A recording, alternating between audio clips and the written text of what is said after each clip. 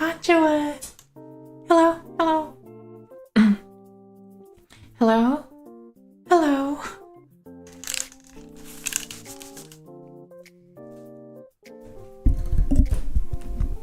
Mic test. Hello, hello. Okay. Kon-Juwun! Kon-Juwun, everyone. Hello.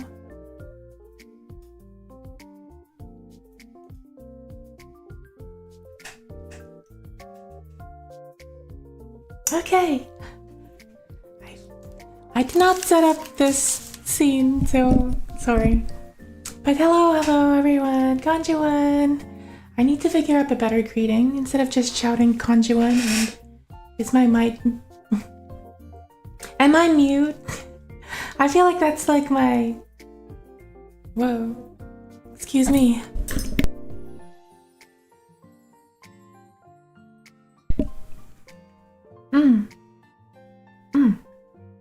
I don't know if it's just the seasons changing, but my throat feels a little more, I don't know, itchy than usual. Kinda weird, because I took all my allergy meds and stuff.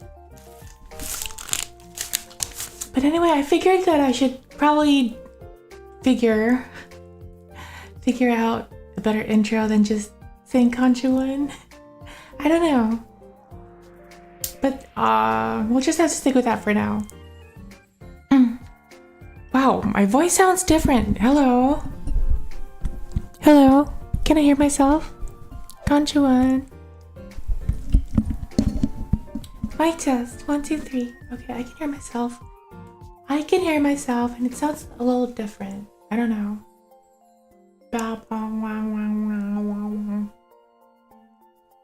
Hello? Mic test. Why is my mouth acting so weird? Did I change the settings? I don't think I remember doing that. Anyway. Today I was working on mushrooms and stuff, and while I was working on my mushrooms, I realized that I feel like the time I played Minecraft kinda prepared me for this. Because it involves a lot of work. So you're constantly making stuff and constantly replacing stuff. Like for example, I use a lot of distilled water for the mushrooms and stuff. Not just for the liquid culture, but when for the pressure cooker too, for the humidifier. The reason why I use it on the pressure cooker so that it doesn't leave a residue inside the pressure cooker. And for the humidifier, I use distilled water so that it doesn't create those calcium deposits or all the gunk at the bottom of the container.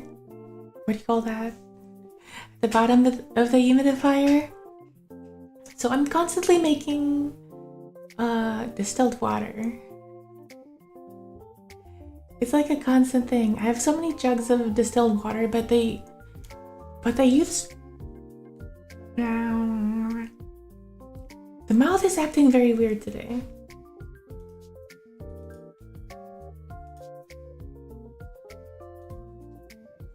It might just be in my head.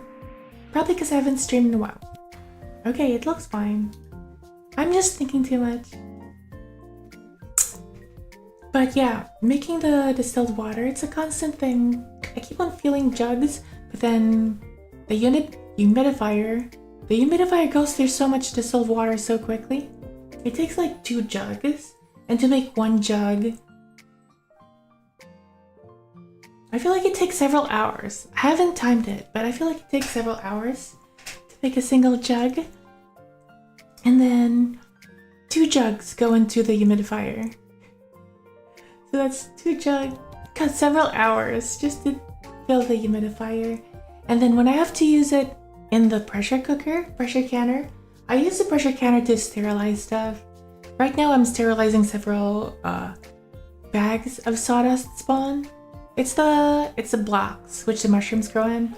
So I'm sterilizing several of them at at the same time. I finally figured out how to do it because the last time I did it, they were sticking. They were like, they would get melted and stick onto the walls of the pressure canner. But I figured that if I wrapped them in small towels, they wouldn't do that. So it's working pretty good. I'm able to put in 4 now. Previously, I could only put in 2, like I'd stack them on top of each other, but now I can put 4. And it's working pretty good. But I'm very disappointed with how some things turn out. A lot of my stuff has gotten contaminated. I'm not exactly sure why, but the couple chicken of the woods, I made three 10-pound bags of chicken of the woods. I've made 3 10-pound bags of chicken of the woods, and they were all contaminated. Which is so unfortunate. That took a lot of work because those are 10-pound bags. So 10-pound bags, that's like, and I can only pressure cook 1 of them at a time. And like the 5-pound bags, which I can do 4 of at a time.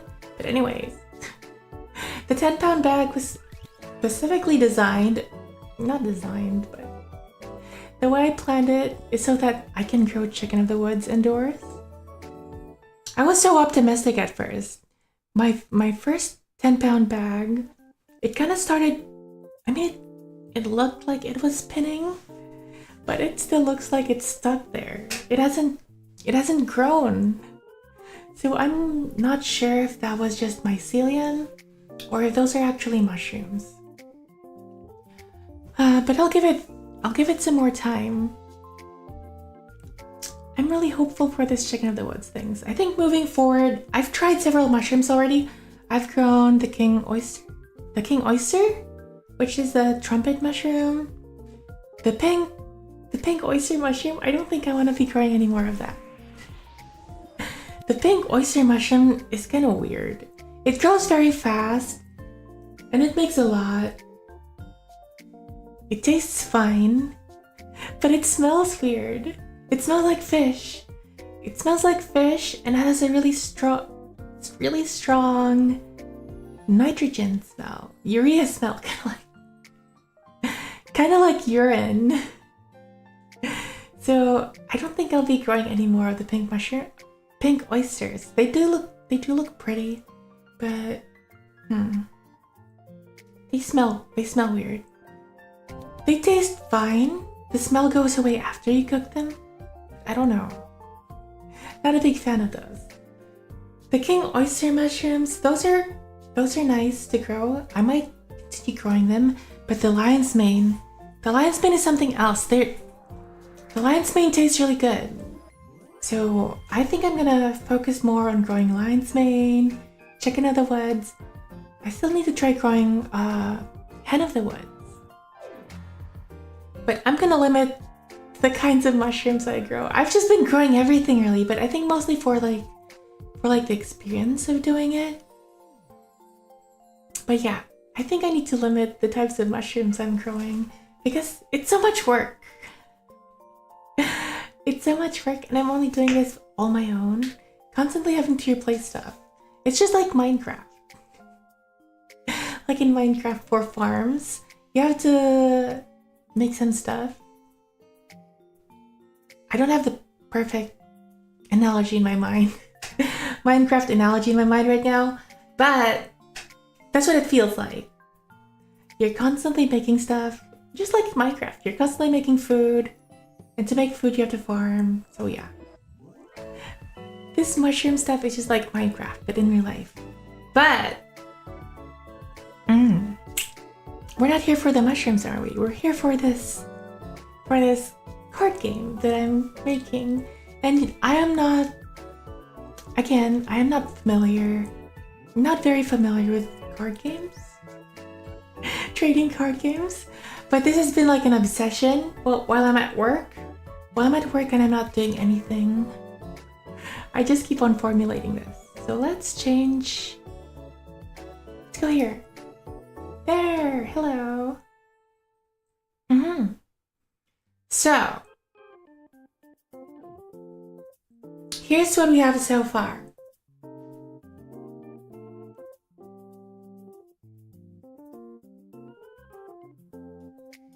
I just heard something. You know, recently I've been cleaning my room. Not exactly my bedroom. My bedroom is clean, but my streaming room, this room I'm in right now, it was very messy. So I had to clean it up, and I discovered that there is a mouse. There is a mouse living in this room. Or it was. It was. I don't know where it is right now. But if I find it, God have mercy on its soul.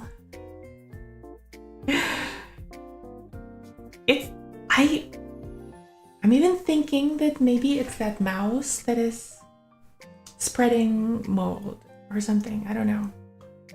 Hello! Camera! Catch! Am I not talking loud enough? I wonder if it's my settings. Because my mouth... my mouth isn't moving right. Am I talking too fast? Is my voice too silent?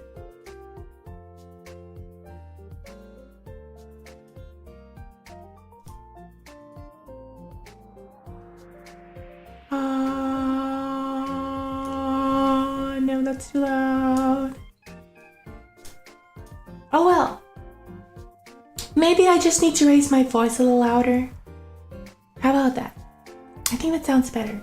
But anyway, that mouse has been stealing. So one of the things I use for making mushrooms is grain.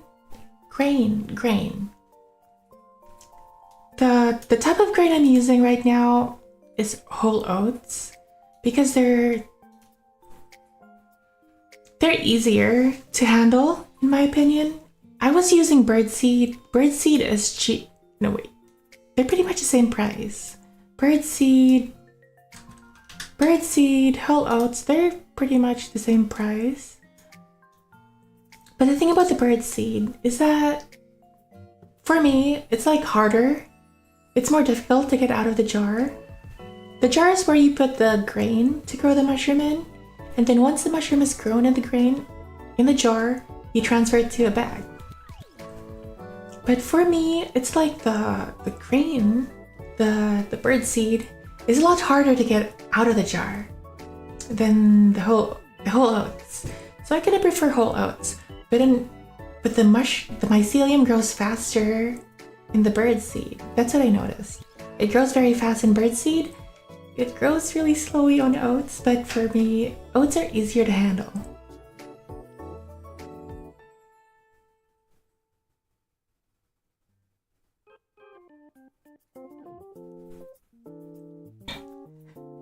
Sorry about that. Oats are easier to handle, like they come off the jar very easily. So that's what I'm sticking to. Anyways, while I was cleaning my room, I found a trail of oats. And it led to a spot in my locker, and inside the locker there was like a pile of whole oats and mouse poop. So there's a mouse here somewhere, and when I find you, I need to give that taken speech. I have a specific set of skills, and when I find you, I will unalive you. Don't report me to PETA. But there is a mouse, and that mouse's life is in danger. I've thought about bringing my cats in. I have several cats in the house, but they're locked in a different part. They have a whole living room to themselves, which I keep separate from the rest of the house because I'm allergic to cats. I'm a tiger boy, but I'm allergic to cats. Cat dander. Something else.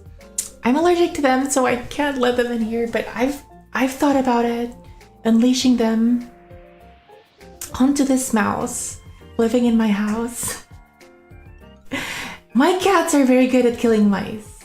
They're very good. But they're out of practice. I don't think they've killed them. Well, no, wait, no. They still kill birds, so... They still bring me... One of them brought me a squirrel! I just remembered it. When was this? Must have been several weeks ago. But they brought me a squirrel. They just left it in my front porch. Poor squirrel, it was dead. At least I think it was one of my cats who did it. Otherwise, what would a dead squirrel be doing in my front porch? So, it's probably one of my cats that did it. They've brought me so many things over the years. I was able to rescue a baby robin one time for my cats. I rescued a baby robin from them, and the baby robin was so friendly. Like, the baby robin would perch on my shoulder.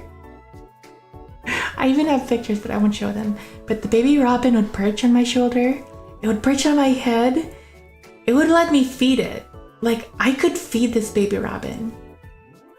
I would gather worms and feed it. But I don't know if that is something about birds in general, but it wouldn't stop asking for food. I was like, it wouldn't stop taking food either. So at some point I just had to stop. But the thing about baby robins is that their parents can look for them. So I let the baby robin out, and eventually it found its parents because it disappeared. I'm sure the parents took it. I'm sure it wasn't one of my cats that did it, because I put all my cats in just to make sure that the baby robin could get away. So yeah, my cats are murderers. My cats are very good at killing. And I am contemplating releasing them on this mouse. If I find it. My cats. They're very fat. I'm not gonna post pictures of them because I don't want to dox myself. I don't even know how, but my cats, they're very, I wouldn't say unique, but they're easily identifiable. So if someone who knows me will see the picture of them, I feel like they would know that that's me. But my cats are so very fat. Even though they're fat though, they're very athletic. For a fat cat, I have a cat. Okay. I don't know if you've seen, what's the name of this? What's the name of this cat? Walter. Walter. There's this cat. There's this cat on YouTube Shorts named Walter. I'm not very happy with this camera. It's making me look like a drunk. Camera, I'm not drunk. What if I moved it here?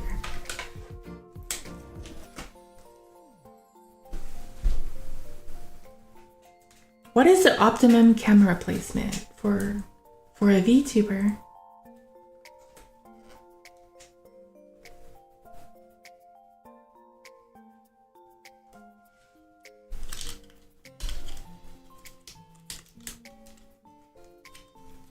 I don't know, this... I get fixated on things so easily, so I have to fix this camera.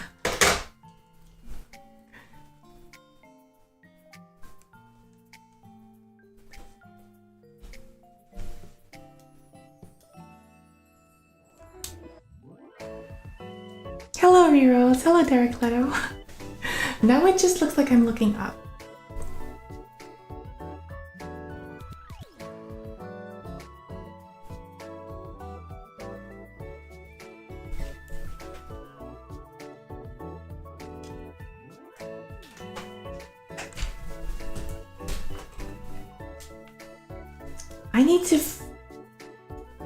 I need to watch a tutorial on how to set up your camera.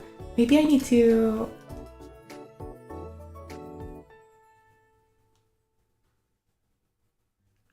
I wouldn't know how to change the settings anyway.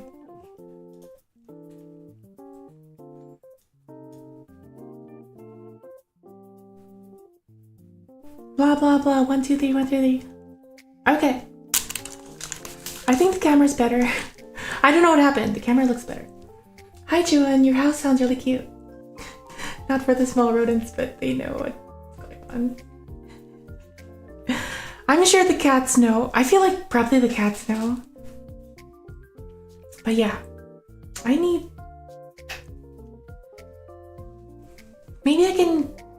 I wouldn't like to lock one of them in this room. I can't have them going around because their fur gets everywhere and I'm allergic to them. So if they somehow get in my bedroom and their dander gets all over the bed, I'll be having allergies all day. I just have to look at the camera all the time. That way,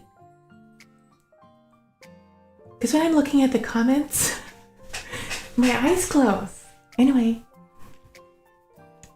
what was I talking about? This camera thing distracted me, but I was talking about a mouse living in my house. Oh, my cats! My cats are very easily identifiable.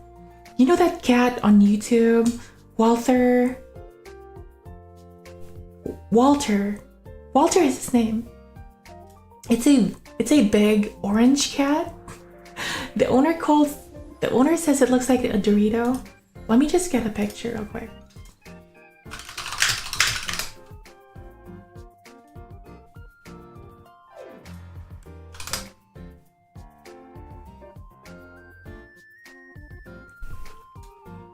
Why are no pictures turning up? It's supposed to be a very famous cat.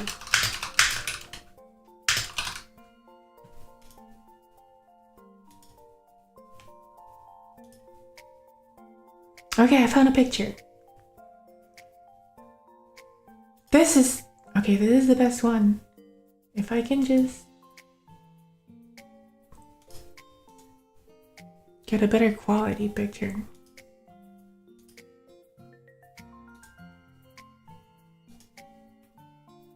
That is not a picture. Okay, this is a good picture.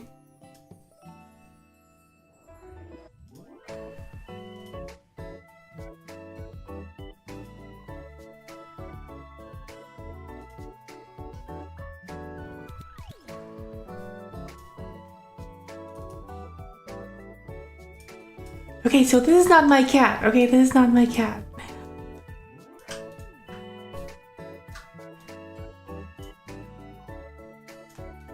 This is not my cat. This is a famous cat on YouTube. This is not my cat. Hello, Salty. This is not my cat. This is a cat on YouTube. And he looks big and fluffy, right?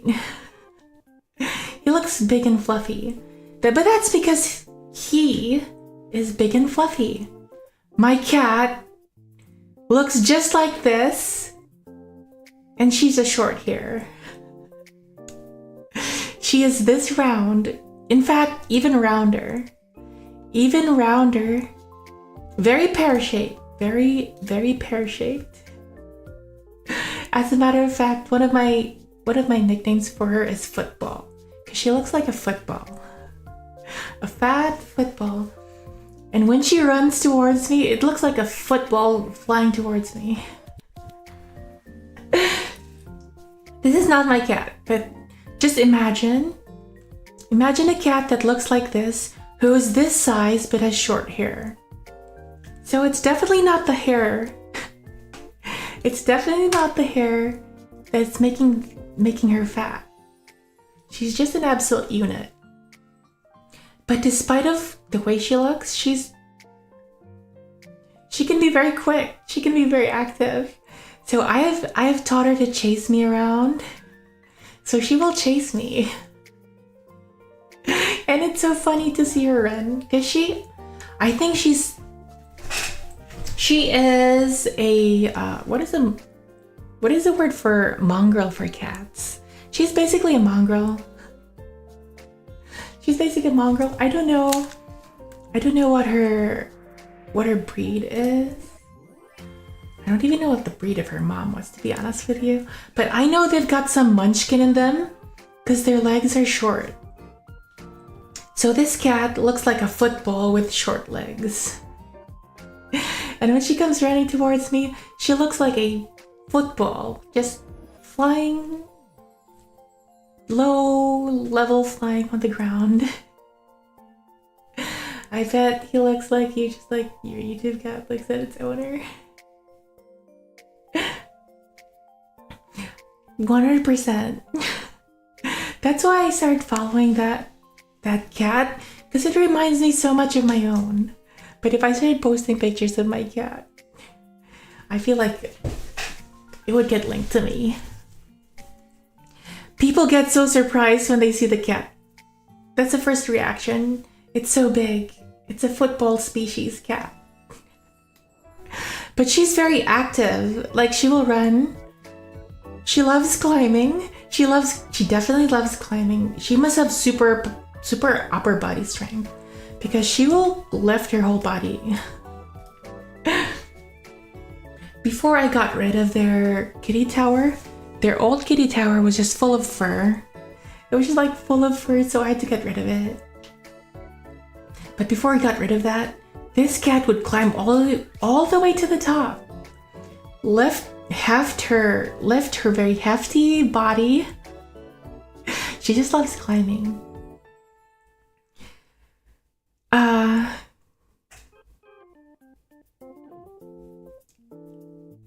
A long time ago, I lived in a farmhouse.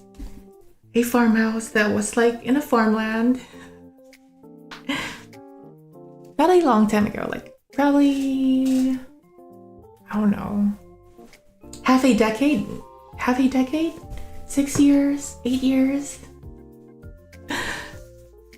Anyway, the place I lived had a lot of trees. So my cats were younger then. My cats were a lot younger then. They're definitely a little older now. But when they were so much younger, they would climb trees. And this fat cat in particular, she was already a little fat. She was on the fat side. Her nickname, so I'm not gonna give her nickname away because I don't know, it might come back to me. But her nickname is a synonym, or not really a synonym. It's in my dialect. It's in my dialect, but her nickname basically means shorty. Shorty. Because she's got very short and stubby legs. And she was already a little bit on the fat side. Hello, Marco.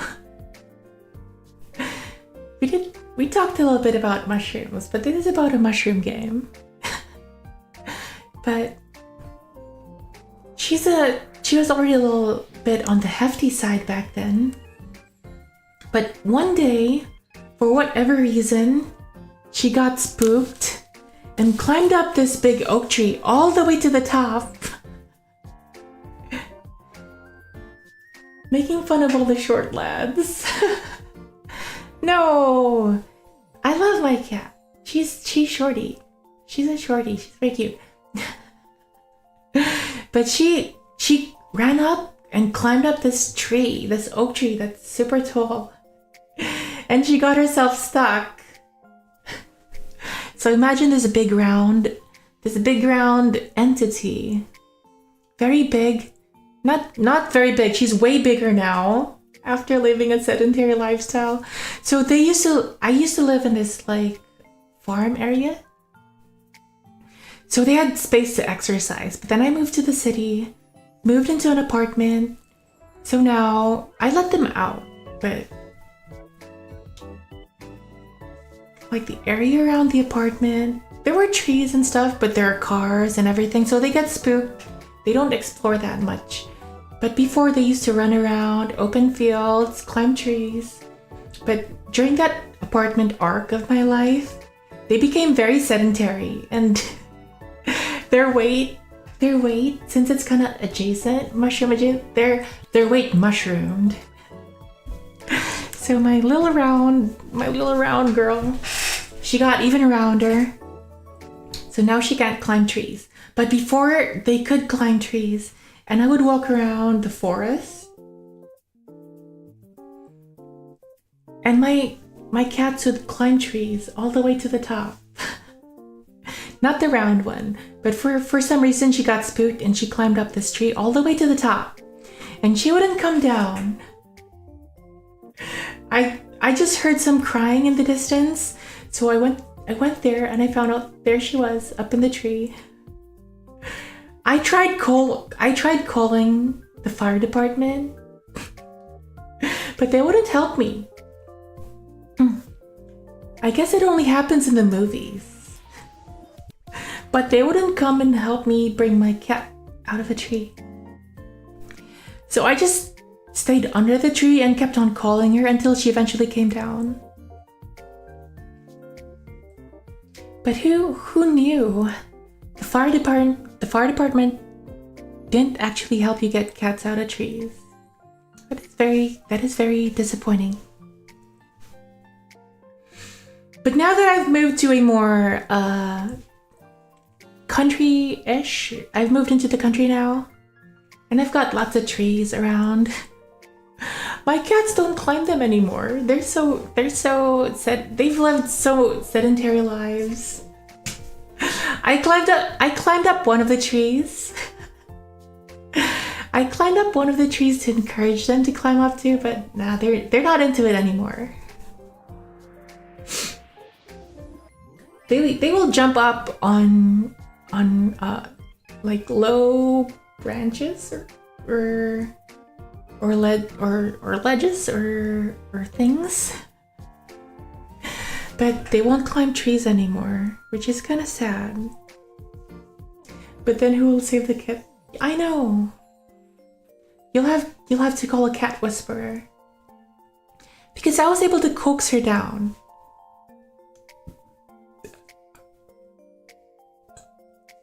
Excuse me.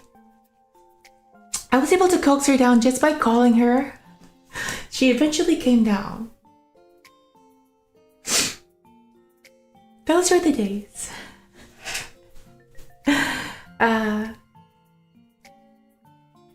My cats are getting old. Not near old age. They're probably like middle age now.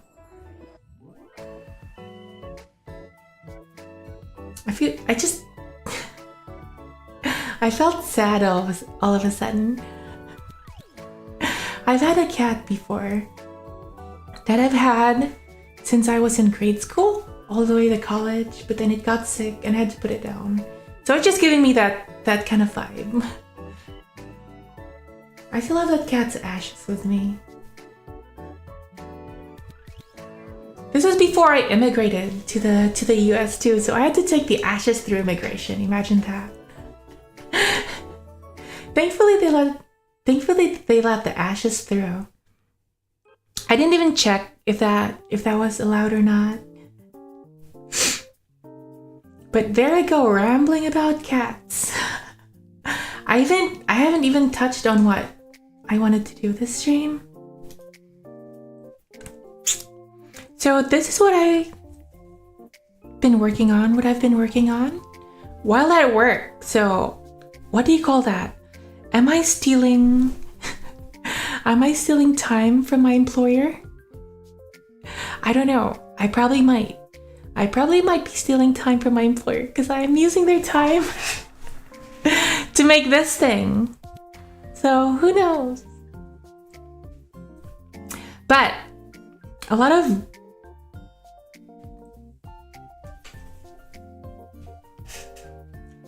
the camera makes me look like, I don't know, like I'm tripping. It doesn't need story. Thank you. But the camera makes me look so sleepy.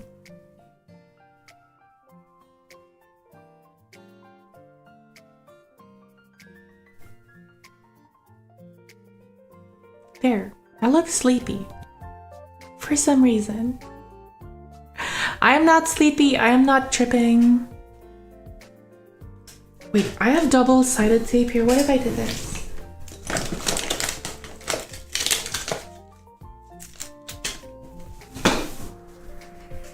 maybe this can solve the camera problem once and for all.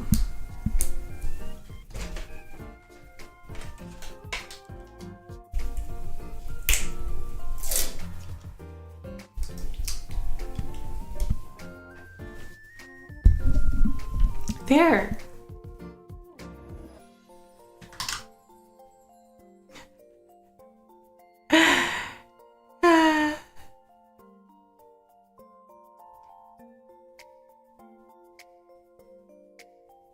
That is not the best. Sorry, I am very obsessed with this camera right now. I'm like super obsessed with this camera.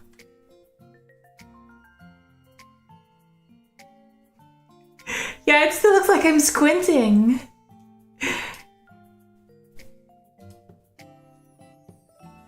And when I read, and now my mouth is open forever. Yeah, that's not the way to go. That is not the way to go, sorry.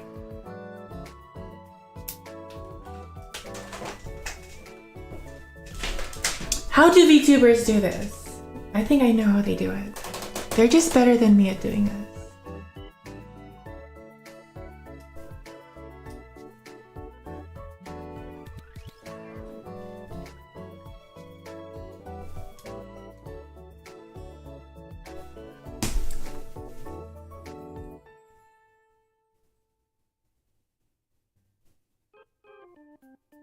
Okay, I don't look so dopey anymore. I think I'm okay with that.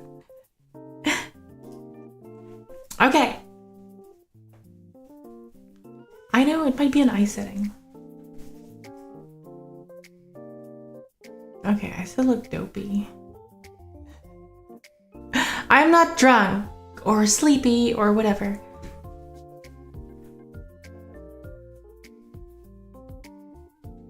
Okay, we'll just continue. I will try not to. Here's the thing, I get so worked up about small stuff. I wouldn't call myself OCD, just more, for the lack of a better word, anal.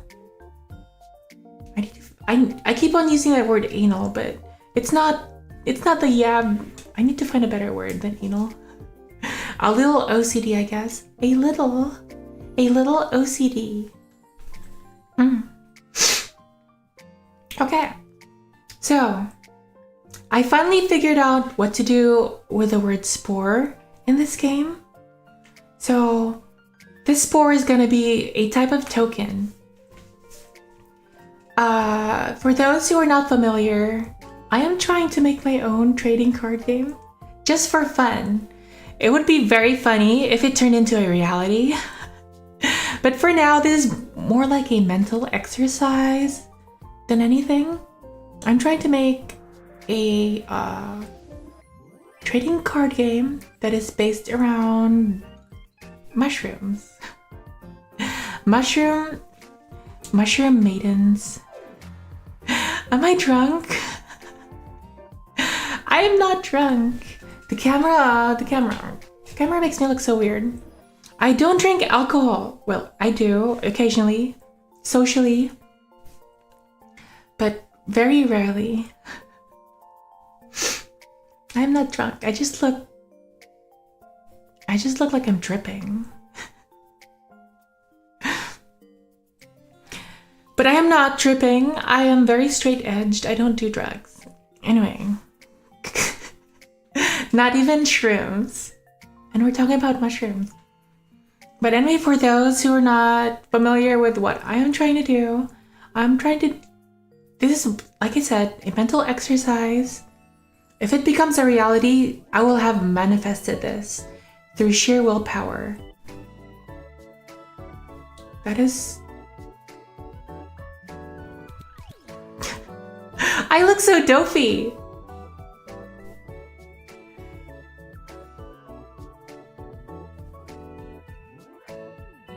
I am not sleepy, I swear. Mushrooms are for food, not for breaking your brain. Definitely, mushrooms are for making your brain even brainier. Mushrooms are for expanding your brain power, just like lion's mane. which I will be growing a lot of. Moving forward, the lion's mane I made was so good. Unfortunately, a lot of it got infected.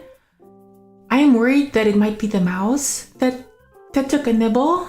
I hope it's not the mouse. I really hope it's not the mouse nibbling on my mushrooms. But it got infected and it smelled like a festering wound. So I deal with a lot of wounds in my work. And it smelled just like a very infected wound. So it was definitely bacterial, not mold. I drink wine socially almost every day alone. How is it social if you're alone? Do you drink in front of a mirror? I guess if you drink in front of a mirror. Or if you're playing a drinking game on the internet or on a drinking stream. You know, I have for the longest time thought about buying wine because I've gotten into cooking recently. And a lot of the things I want to cook incorporate red wine, but I don't know the last thing about wine. The first thing about wine. So what would be a good red wine for cooking? Okay, I was about to trip on a wire. I look like I'm tripping, but I am not tripping in that way. I'm tripping on wires, not tripping on drugs. But yeah, if someone knows a good cooking wine, just drop it in the comment section. Drop it in the comics section. In the comment section and let me know. The wine is social? Wait, is that the brand of wine? Is that a brand of wine or something?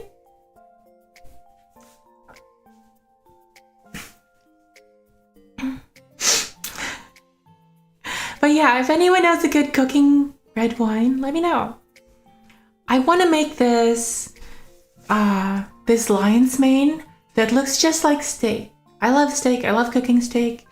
And apparently you can make lion's mane look like steak, even with the juices and stuff. And one of the ingredients for that is red wine. The red wine kind of makes it look like blood, I guess. Or the steak juice. So I want to know what's a good cooking wine.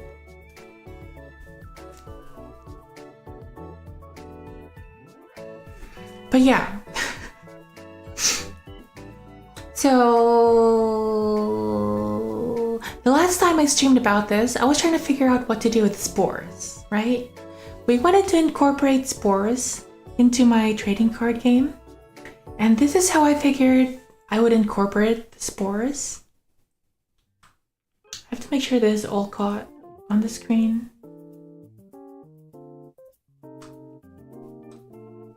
Okay, looks like the screen has got all of it. Okay. So these are the spores. And basically the spores are going to be like tokens in this game. And the spores affect how the specific classes do their thing. So you'll see here, we've got 5.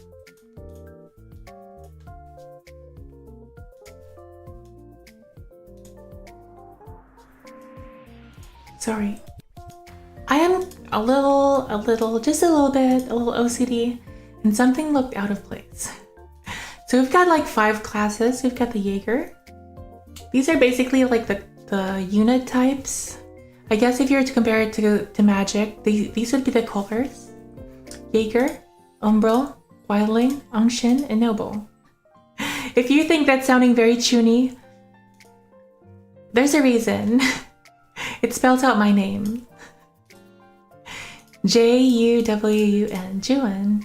So it just spells out my name, which is kind of chuny, and it sounds chuny, so it fits perfectly. So each of the classes have a different spore token. I guess we could call it, instead of a card, well, it is a card, but more specifically a token. And the token the tokens have differing effects. So for the Jaeger, you've got a Withering Spore. That kind of gives you an idea of what the class does, maybe a little bit. So the Withering Spore is a spore that the Jaeger gives to enemies. And for each Withering Spore, the target loses 2% of their HP at the start of their turn. So they're pretty simple, I guess.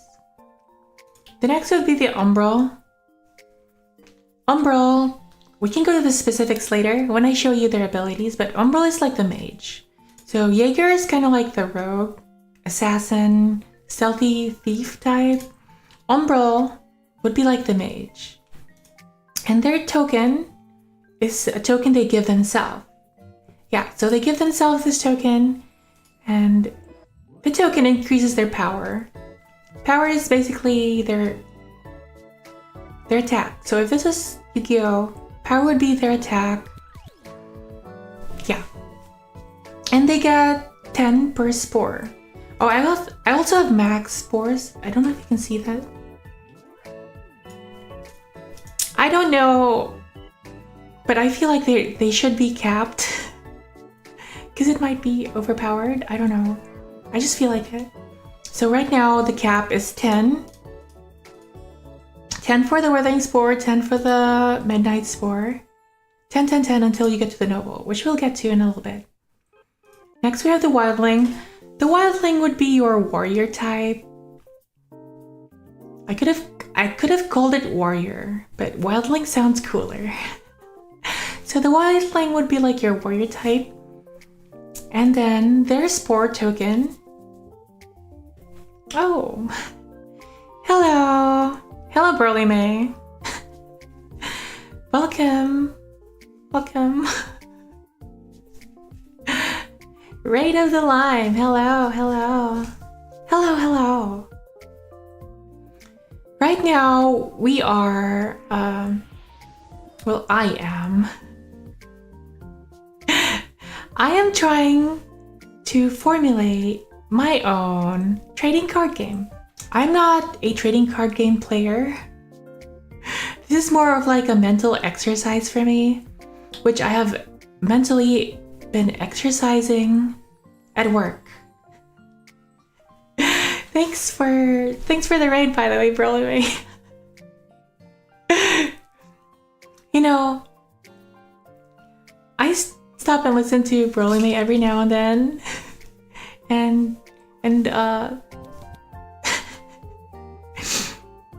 work is hard, right?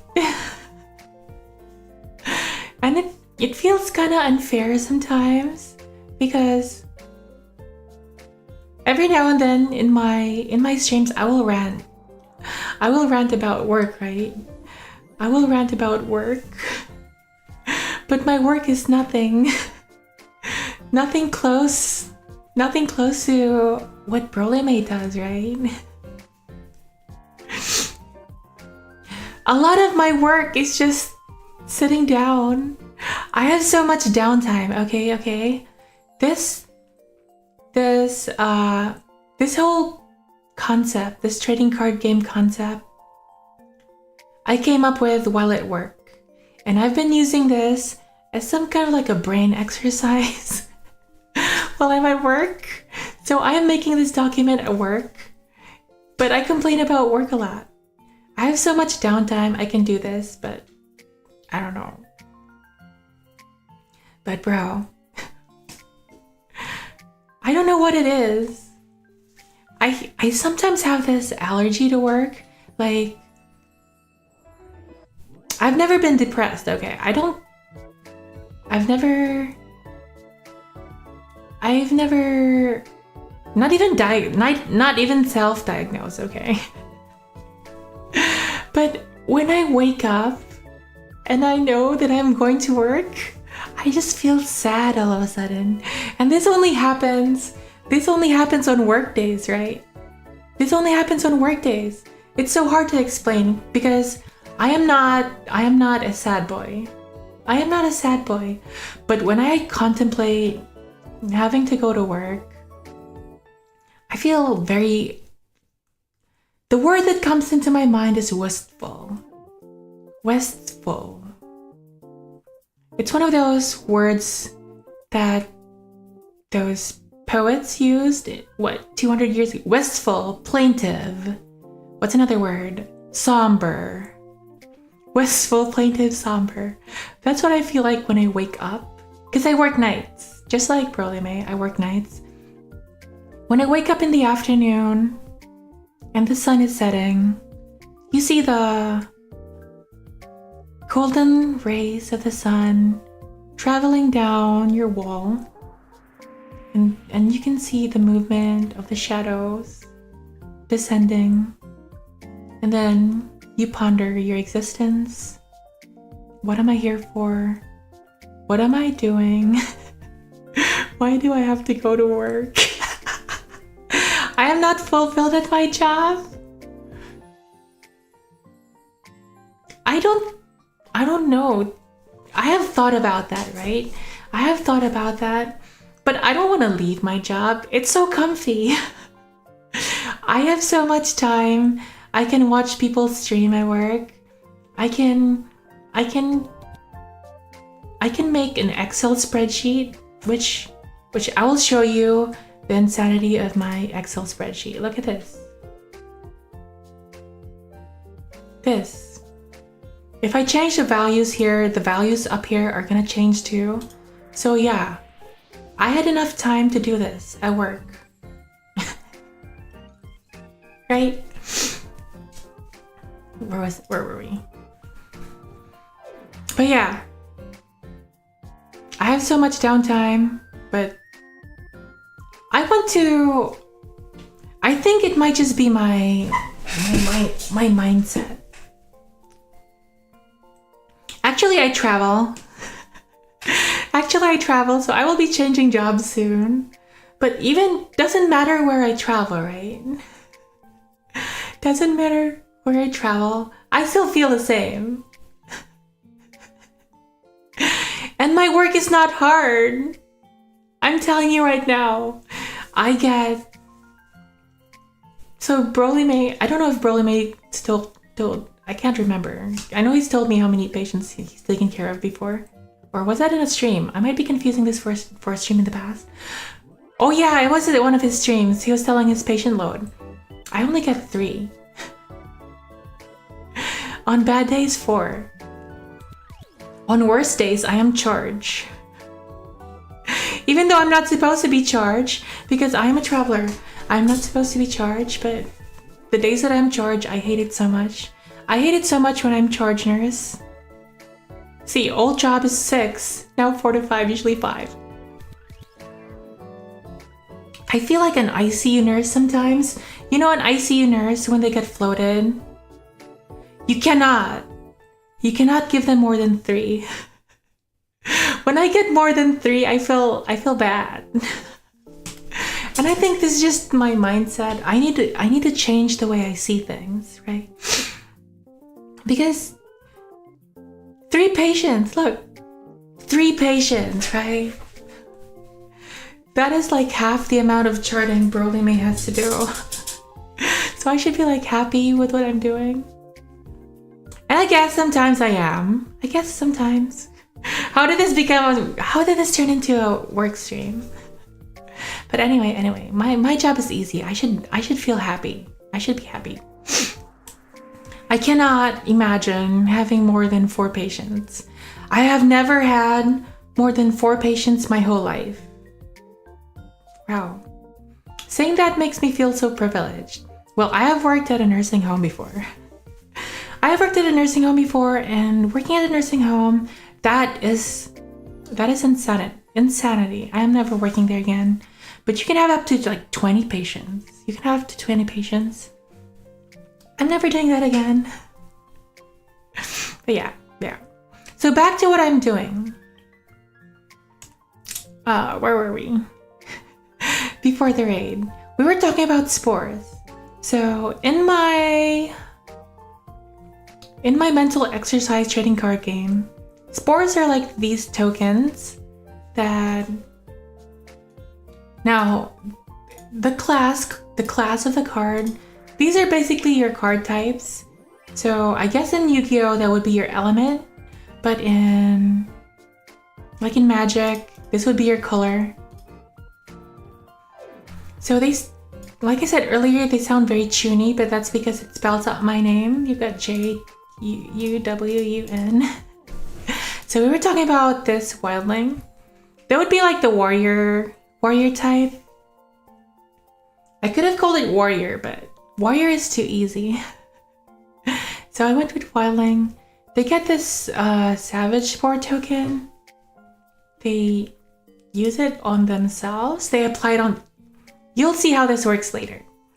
But they apply the token to themselves to increase their speed by 1. Now you're probably wondering, why is there speed? Why is there speed involved in a trading card game? I am glad you asked, because I do not like... in Magic the Gathering, you call it the stack. And I think in Yu-Gi-Oh! You call it the chain. Deadmac is gonna have to help me with this, but I think it's called the chain. And that uses too much brain power for me. Or like too many cards are involved. So instead of having that and having the players take turns, the cards themselves take turns. I don't know if this is a novel idea. Wait, excuse me, something's coming up.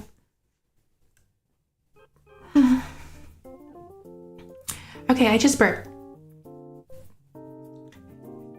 Speed value makes me think of initiative in D&D. I have never played D&D. It looks very fun to play though. Though I've always been sort of a loner. So I've never had the chance to play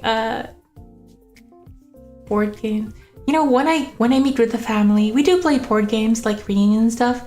But the board games we play like Monopoly, Werewolf, Settlers of Catan, I still do not understand how to play Settlers of Catan. Who has the time to play Settlers of Catan? But anyway, I have never played D&D. So yeah, speed is basically how cards take turns, which I will show you in just a bit. You play to make people mad. People get so competitive. It's a good thing I don't know how to play it, but yeah, there was this husband and wife. I don't think they're my uncle and aunt. No, they're not my uncle and aunt. But they get so competitive. It's like they're gonna have a divorce in the middle of a gameplay.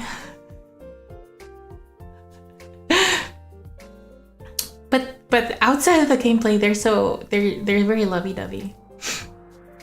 But anyway, that is that. The Unction, this would be like your white mage. Your healer. Their token is a Mycelia spore. They give it to themselves, and the Mycelia spore can be used instead of AP. Now you're wondering, what is AP? What in the world is AP? AP is kind of like mana.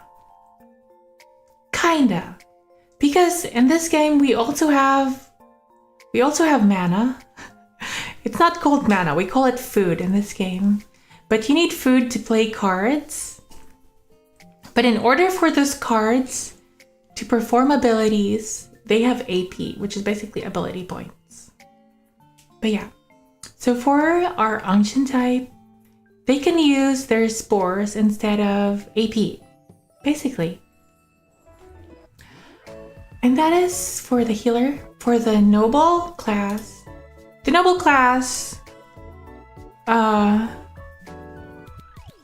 for lack of a better term, they're like the hacky class. They're like, I wouldn't call them specialized, but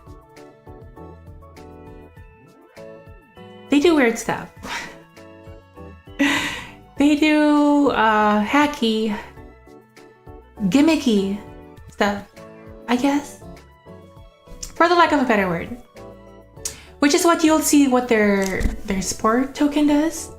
So their spore token is called the Tyrant Spore, and it's a spore that you give the enemy. And what happens is at the start of the enemy's turn, there is a 20% chance that they get spent.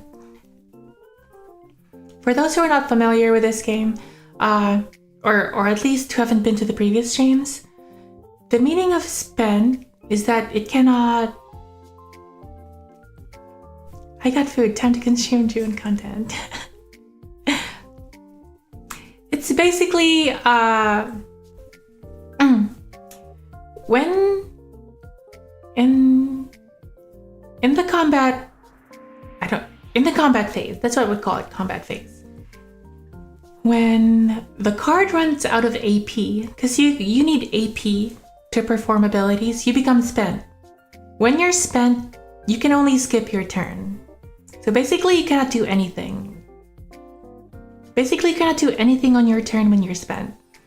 That's what that does. There's a 20% chance at the start of their turn that they cannot do anything. Yeah, that's why it's kind of like gimmicky or whatever.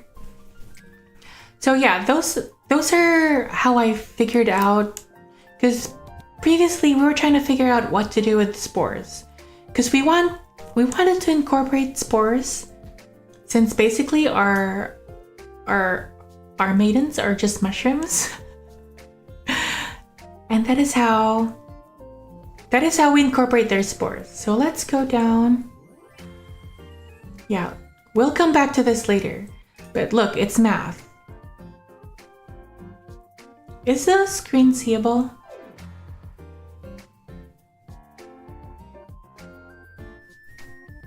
Yeah. Someone needs to teach me how to do a die roll, because I have no idea what those die roll means. A D5 roll. What I was thinking would be because there would be like increments of 5%, I think. I don't know if I want to make a lot of chances. But I think a D20 would work in this game. So for 20% chance, right? I'm not familiar with dice games, so you're gonna have to tell me this. So for a D20, if you wanted to, for 20%, wouldn't that be like, that's what I put here, 16 or up. Oh, 17. 17 or up, isn't that a 20% chance? Is the text readable?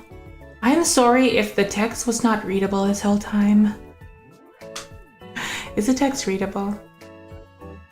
But basically, it's a 20% chance that they get spent. Essentially stunned, immobilized, disabled. Skip. They have to skip their turn. Is my language accurate? Is my writing accurate? Like if the roll is equal to or greater than 17? Is that a 20% chance?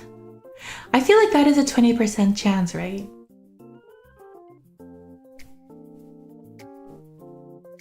Or does it have to be 16 or up? Anyway, I should probably just change it to 20%.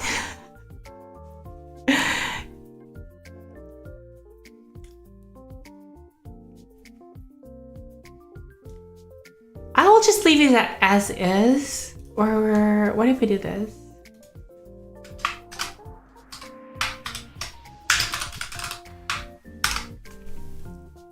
%20 chance. Does that make sense?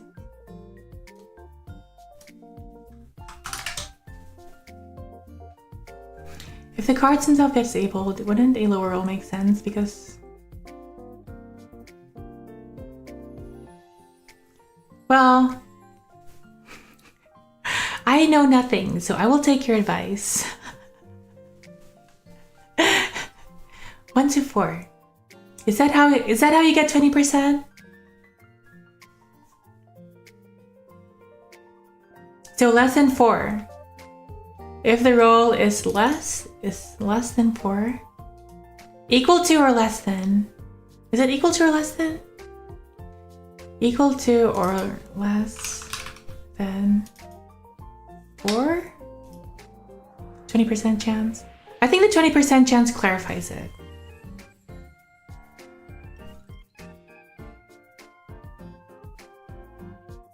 Yeah.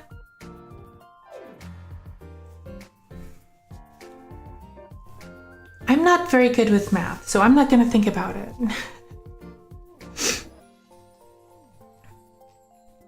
Okay, so what makes the classes different from each other are the abilities they can equip.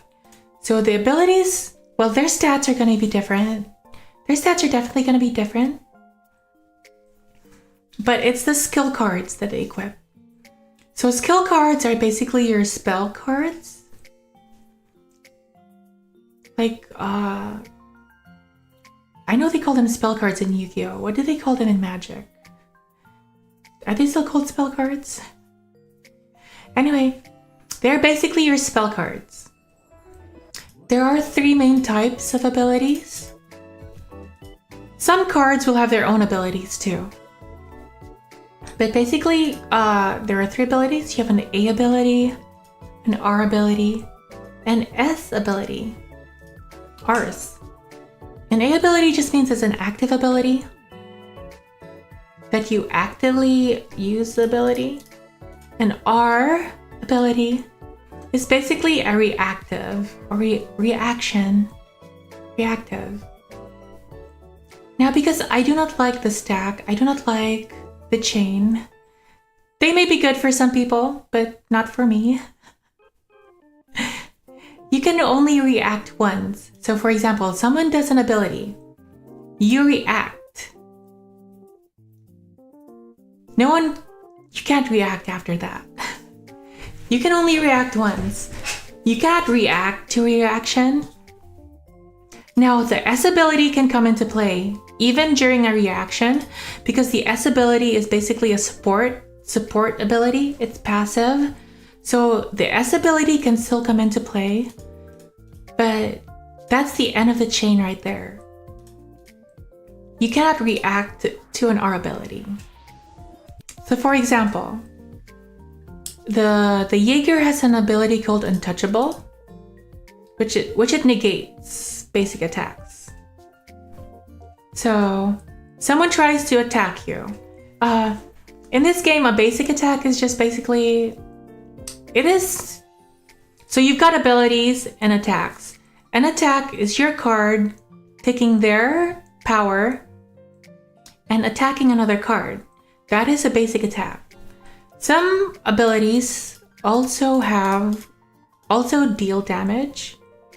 They're also called attacks, but a basic attack is just that. You tell your card to attack this card. That's a basic attack. Untouchable means it will negate that damage.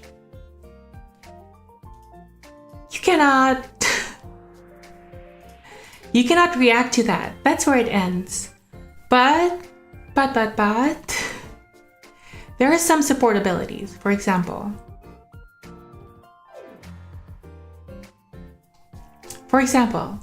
the Noble has a support ability called Edict of Restraint. I like coming up with names. It's a fancy sounding name because I like coming up with names. But basically, Edict of Restraint grants sure hit and unblockable. So sure hit means that their abilities will always hit not always hit, but they will always successfully declare a target. So sure hit is not important right now. Sure, it is not important to us right now. What is important is unblockable, right? And unblockable. Unblockable means it will always hit. It will always hit.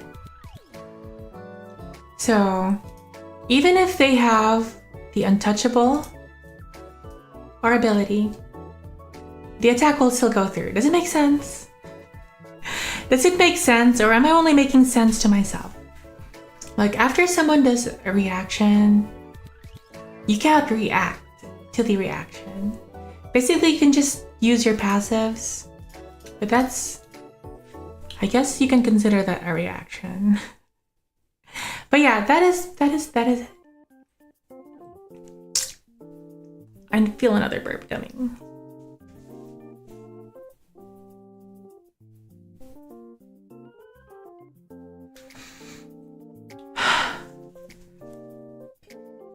Excuse me. That was a little audible this time.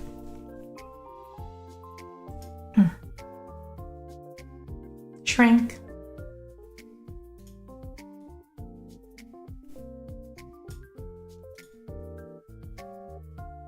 There we go. So in this game, the unstoppable force is stronger than the movable object. Basically, yeah.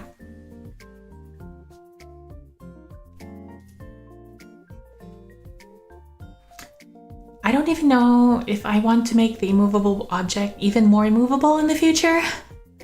But that is it for now.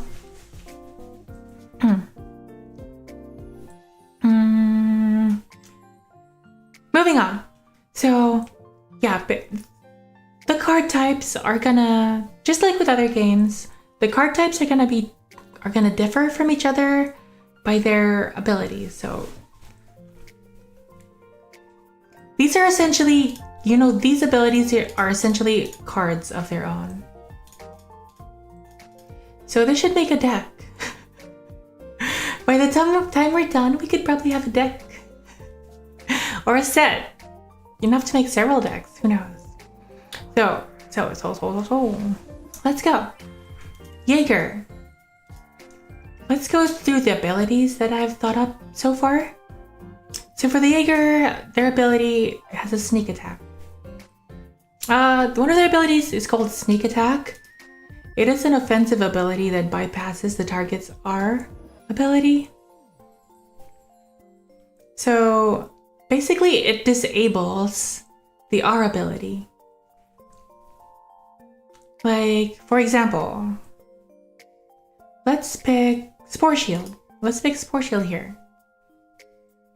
The Umbral has an R ability called Spore Shield, which consumes a Midnight Spore to negate damage. The sneak attack will just bypass that. I guess... Can we call it unblockable?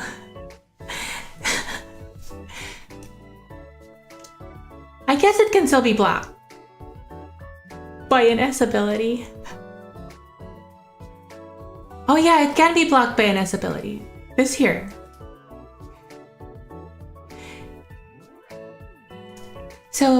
So sneak attack just means that it negates their R ability. So they cannot use an R ability when using the sneak attack, essentially. Coup-de-grace is another one of their ability. Death Blow is your instant kill in this game. Death Blow is an instant kill. So if the target has 8 or more Withering Spores, it insta-kills them. It insta-kills them. Attrition Sand, it's an ability that deals additional 10 damage for each spore on the target's spore count. So the target can have like as many spores as possible. So for each spore, it deals 10 additional damage. It removes all Withering Spores from the target. So it will deal damage, but it removes all the Withering Spores. Now you might be wondering, wouldn't this be better than this? And I think in most cases, that could be the case. But there is an ability, or there's an attribute, I guess, that's called Death Proof. It's kind of like... It's kind of like Indestructible in Magic the Gathering. Like, they're immune to one-hit KOs. These abilities are getting crazier compared to last time. Power scaling is already happening, even in the conception stage. Here's what I'm thinking though. You still have to draw the card, right? You still have to draw the card. So it's still luck-based. I have not put a way to search the deck just yet. I don't know if I want to do that. I might. But you still have to draw the card. And look at this, look at the cost, right? Look at the cost. It is 2 AP. So that is essentially 2 turns. That is essentially 2 turns. Remember, a regular attack takes up 1 AP. So you still have to weigh the pros and cons. When I show you the stats later, it might make more sense. I don't know. We'll see. Next is quick combo. I need to come up with a better quick attack. I need to come up with a better name. But essentially, it is a rapid attack that sacrifices damages for a follow-up move. 0.75 base damage multiplier, but it quickens the caster. Quicken is another word. Quicken is a word that we're gonna see often. Basically, what quicken means is the unit takes the next turn. The unit takes the next turn, even if they have already taken a turn during that combat phase. I guess I should explain what the combat phase is. Okay, let's go to the combat phase. I have done more tweaking. To this chart here. We'll go through, I don't know if we can go through all of it. But for now, we'll focus on the combat phase.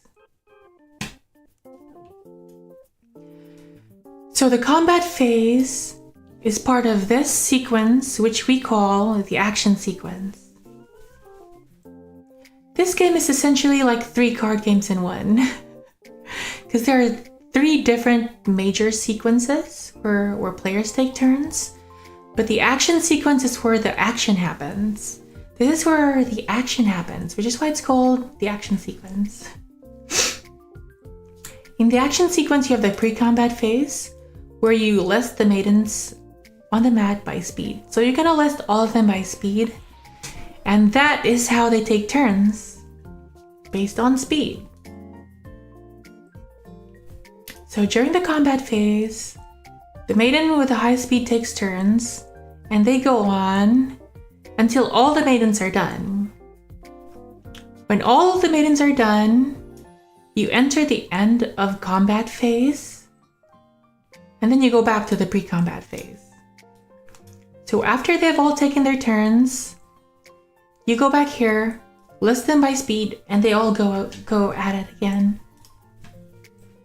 Essentially, what Quicken does is it makes the target,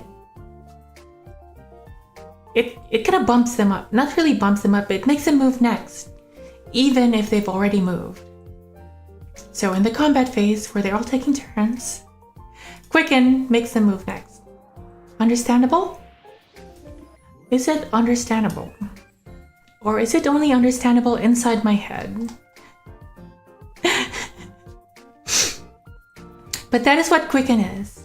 Quick attack is a weak attack, but it quickens the caster so they can move again, essentially giving them a second turn.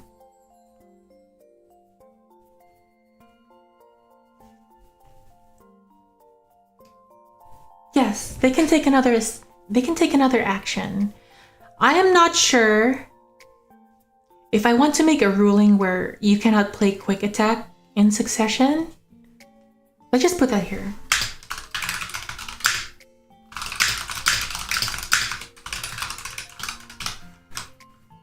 For now, just to keep things a little balanced, we'll put that rule in play for now. So yeah, it feels a little OP, but it is weaker than a plain attack. And it costs 2 AP. So is it worth it?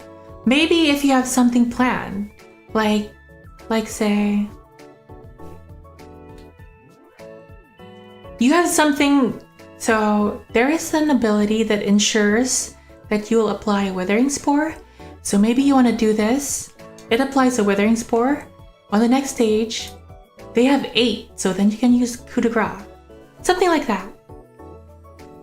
But it's not something that you should, that is good to spam, I guess? I don't know. Oh, I forgot to explain these symbols. So you can see symbols here. These are not yet 100% in my head. Not everything is, but these are even less. These are even less 100% in my head, but those are card types. So the cards have charges. There are 2 types of charge types. There's permanent. Basically, it has an unlimited number of uses. And then you have permanent and loaded. For the loaded, you have repeat and limited. So this symbol means it's loaded. So that means the charges, or the load, it resets at the end of the resolution sequence, which is after all the combat. So after the round, basically after the round, the charges reset. Limited means after the charges are done, the card goes to the graveyard. That's what that means. So you can use this. If it's all used up, you can use this on the next round. That's when it goes to the graveyard. Understandable?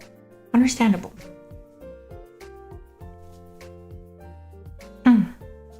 So yeah, that's what those symbols mean. For the reactives, you've got untouchable. Untouchable negates the damage to the caster. Oh wait, I already showed you this. So if it's a basic attack, they're basically untouchable. Cheap shot. Cheap shot counters an attack by striking first. What type of game is this? We are making, or I am, or with your help, I am making with your help a trading card game. This is all just like a mental exercise, essentially. It's essentially a mental exercise. If it manifests into reality, I will be very happy. But this is more like a mental exercise for me. Yeah. But hello, Lieutenant Clopton. Thanks for stopping by. So yeah, cheap shot essentially attacks an opponent before the opponent attacks you. So think about it as a sucker punch in Pokemon. So in Pokemon, do you have a way for me to read the docs? Oh, I should do that, huh? So right now,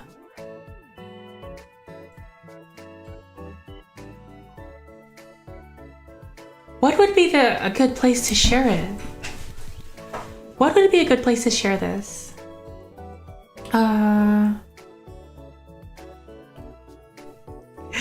I am not, I'm not very technically adept in the ways of Google Docs. Can you share an Excel on Google Docs? Why don't we figure that out now?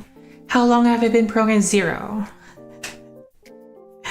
0, 0, 0. This isn't, I'm not programming anything. This will be a tabletop game, if anything. This will be a tabletop game, if anything. You know what? This is an Excel document, so it is on OneDrive. It has to be on OneDrive since it's an Excel document. So I wonder if I can do that in here. I'll have to Excel's OneDrive. Oh, I'm a little slow. You're just like me. You're just like me. You'll fit right in.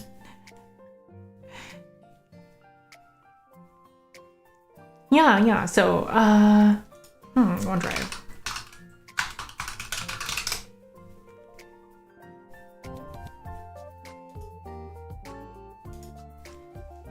How have I not logged into OneDrive?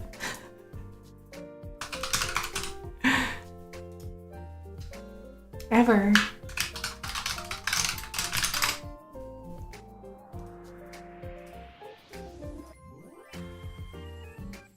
Okay. Documents. Where art thou? There it is. Share.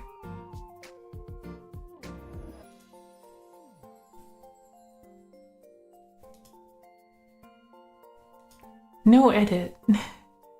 No edit. Can you? Hello. Thank you. How long have I been streaming? My chat graphics and stuff looks professional. Wow. I've been streaming for over a year now. These chat graphics, they were made by a viewer. So a viewer made these. So it was Zamba. Wherever you are, Zamba, thank you so much. It looks very professional. That's what I told Zamba. It looks very professional. But you can tell it was made a long time ago because I have changed my YouTube handle. My YouTube handle is now 𝓡𝓾𝓵𝓮𝓼. No expiration date. Okay.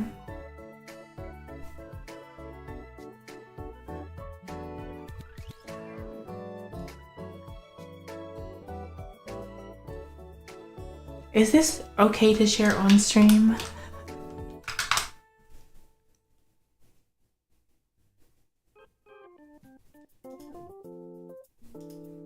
Here we go.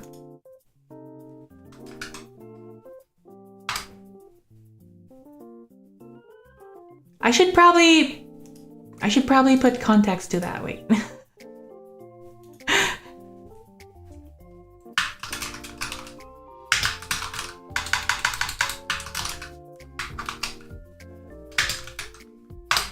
There. Let me know if that works.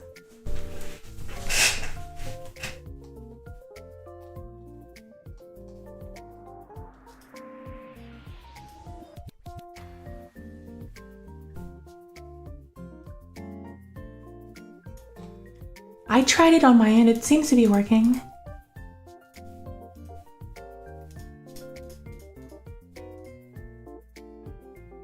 I wonder if I should put that in the description of this video too. Oh well, maybe after stream I will remind. It is a dense document, is it? How? What's the file size? I never thought about that.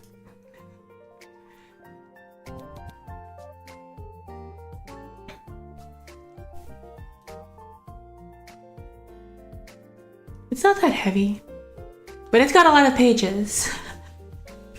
It's got a lot of pages, that's for sure.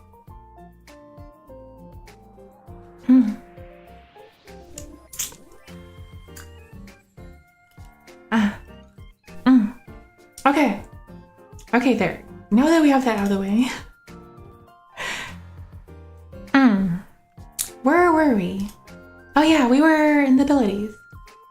So, that is that. Did I spell Excel right? I hope I did.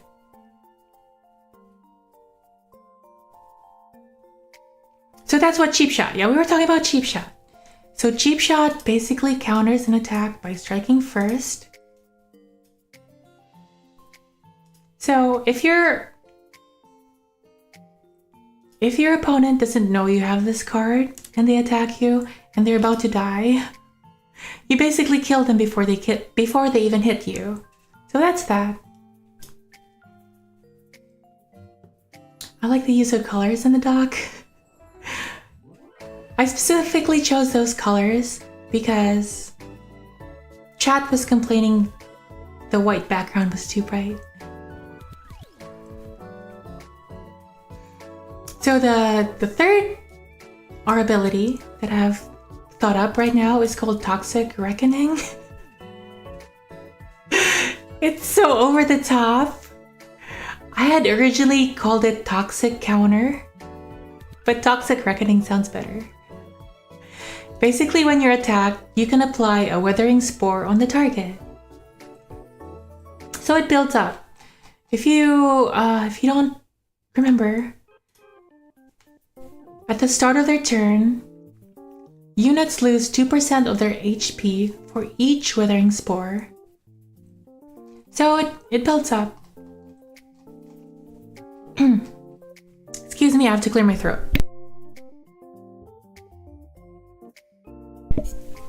But that is that. Now, you're wondering, how do I get more Withering Spores? I love Junie terminology. You will see more of those. Their signature move, what makes the Jaeger is wear down. So, I will take your advice earlier, and I will change my terminology.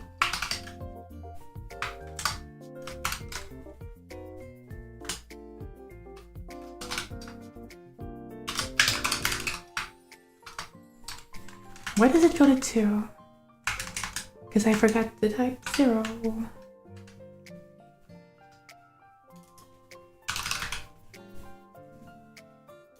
Oh, did you hear my tummy?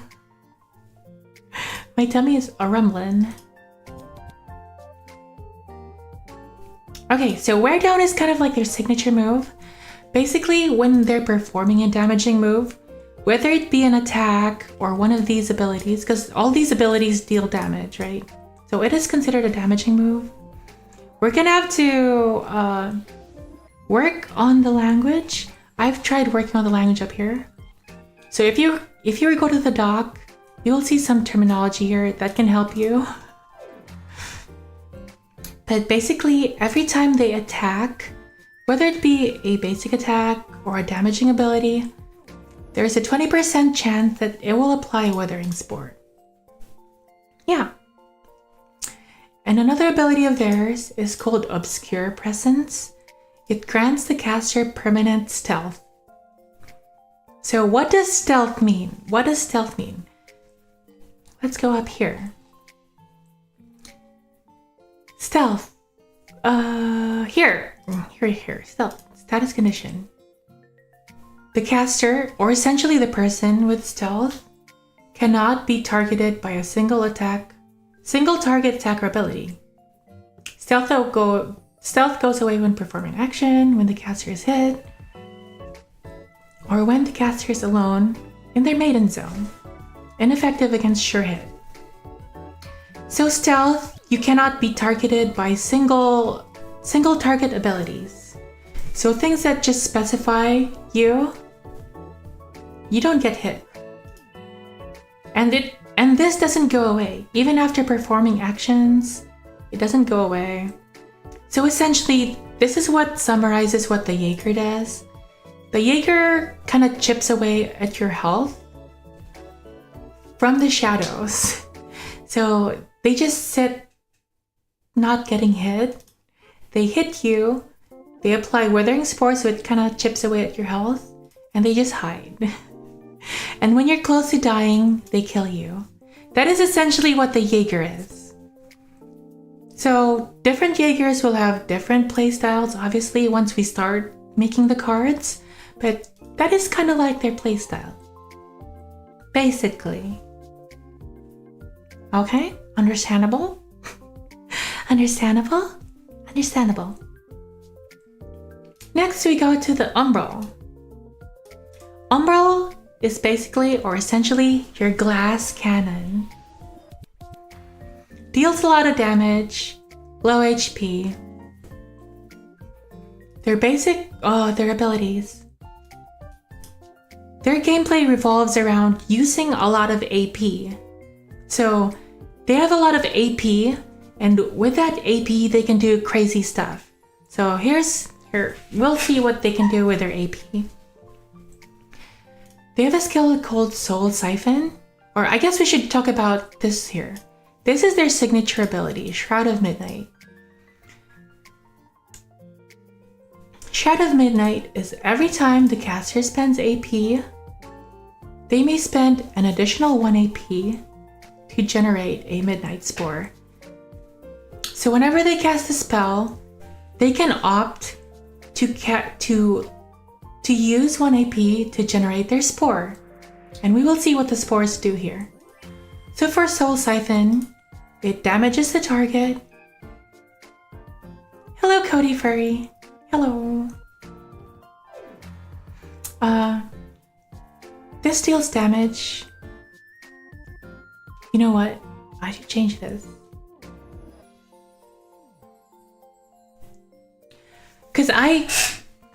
Never mind. Because I want to make the terminology uniform, but I can work on that. Behind the scenes. So basically, it damages the target, and it steals 1 AP. That sounds kind of overpowered. It sounds kind of overpowered. They all are overpowered. We'll work on the balancing issues later, but I mean, you're casting 2 to gain 1. So essentially you're losing only 1 AP, kinda. Consume 1 Midnight Spore to recover HP equal to the damage dealt. So this is a way that they heal themselves too.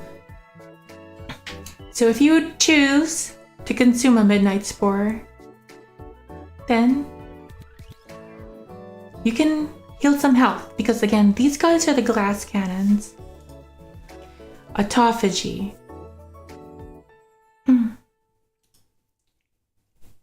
Again, I put a range because I'm not 100% sure on what to do, but basically it consumes Midnight Spores to restore AP. So consume 1 to 4 Midnight Spores to recover the same amount in AP. We can... I don't know yet. So I will leave it there, but this is how they get a lot of AP to perform a lot of abilities. Another ability of theirs is Double Cast, very reminiscent of Final Fantasy. Essentially, after casting Double Cast, they can perform 2 additional actions that are not double cast. So they spend 2 AP to cast some more abilities. So I guess they can do this and then they can do that. So it's starting to sound very overpowered right now. We'll work on the balancing once we're done with everything. I guess once we have something to play with, huh? Once we have something to play with. Who knows when that will be, but right now this is just a mental exercise. Spore Shield. There are abilities. So Spore Shield. It consumes a Midnight Spore to negate any damage. I'm not sure if just negate any damage or negate any ability. Let's negate any ability. Consume 1 Midnight Spore to negate any ability directed to the caster. Ineffective against unblockable. It's understandable. So they use up a Midnight Spore to protect themselves.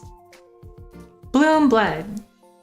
When hit by an attack, generate a Midnight Spore.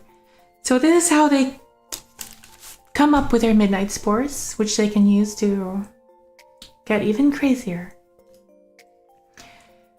Now, the S abilities are where everything gets a lot more crazy. We are entering the crazy zone. So Amplify. Amplify consumes 1 Midnight Spore to increase the base power of the caster by 50%. So it basically makes the attack stronger. Couple that with Double Cast and all these other stuff. Oh, I forgot to mention this. Brahma's Ray. Promise Ray. Pierce. It does piercing damage. Okay, I have to explain Pierce. In order to understand Pierce, we have to look at the map. So let's look at the map. So this is where you put your cards. As you can see, this is where you put your maidens. There are 4 cards where you put in your maidens. Piercing basically means you damage an entire column. See, this is like a column. You attack the whole column. Splash means you attack the whole row. Understandable? I don't know why I like saying that, but it's fun to say. Understandable? Understandable? Where did I put that? I think I put it here. Here, splash. Splash targets the whole row. Pierce targets the whole column. Wow, this is very bright. So that is what that is. You can make it very overpowered, double casting it. It's gonna use a lot of AP. Splash is so much more efficient. I haven't really thought of it as being more efficient, so I don't know. Because there are only 4 squares, right? There are only 4 squares. You're only damaging 2. Either way. But yeah. It does... Brahma's Ray is Pierce with a 1.2 damage multiplier. So it's stronger than usual, and it attacks the whole column. It costs a lot of AP, and then you can double cast it, and then you can amplify it for crazy damage. But that's what they are. They're glass cannons. Blood price. I'm not sure about this one yet, because this is gonna make them even squishier. Use HP instead of AP for attacks and abilities, and multiply the cost by 10. So you can actually do all of that with your HP instead. 10 might be a little too low. Well, it's 10 too low. For now, we'll keep it there. But for now, yeah. Blood price. I want to put an asterisk there. Because maybe I only want certain units to have this, right? Not everyone, probably. Probably not everyone can have this. I don't know. I don't know yet, but that's what the asterisk means. Maybe I just want it for a specific unit, right? So yeah, that's that. Instead of using AP, it's gonna use HP for their abilities. So they lose life, but then they get to cast spells. But then,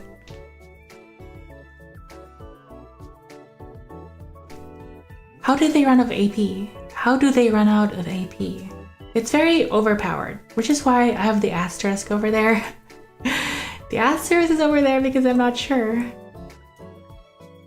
And their final S ability is Shadow Puff. Every time the caster consumes a Midnight Spore, it grants the caster stealth until the end of their next turn. So they go invisible. So every time they decide to use a Midnight Spore, they go invisible. If they have this, again, you know, they can't have all of this at the same time, right? So it's not going to be like super overpowered. Only if they manage to get all of these. And even if they do, will they have enough AP? That is the question. Okay.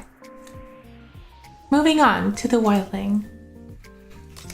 Wildling are your damage dealers.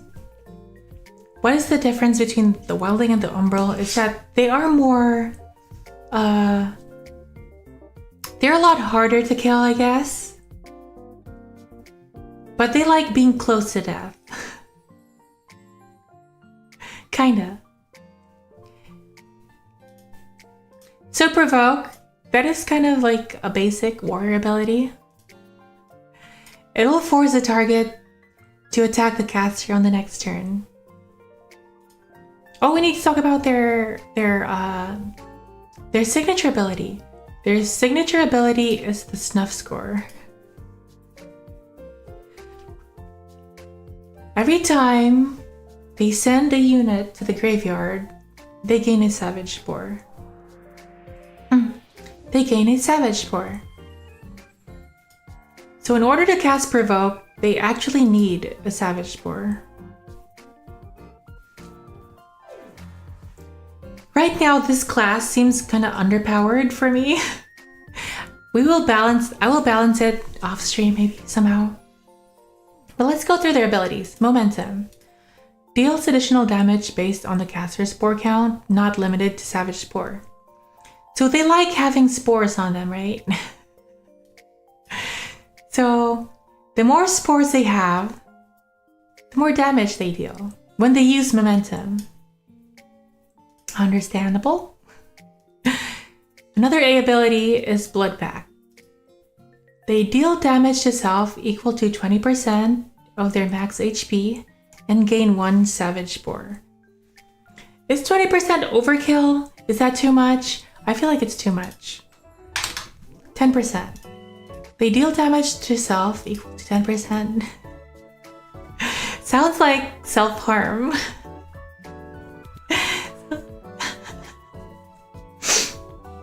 Should I censor that? Kinda sounds like self-harm, but that's what this class does. So, they deal damage to self and gain a savage spore. Bulldoze. A powerful attack that deals 1.5 times base damage multiplier, costs 1 savage spore. Splash.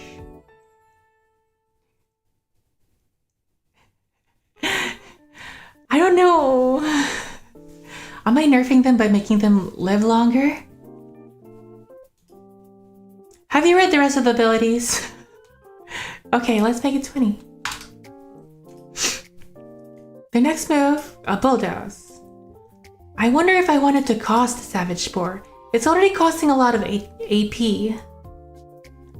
Should I make it cost a savage spore? We either remove the cost. Let's remove the cost.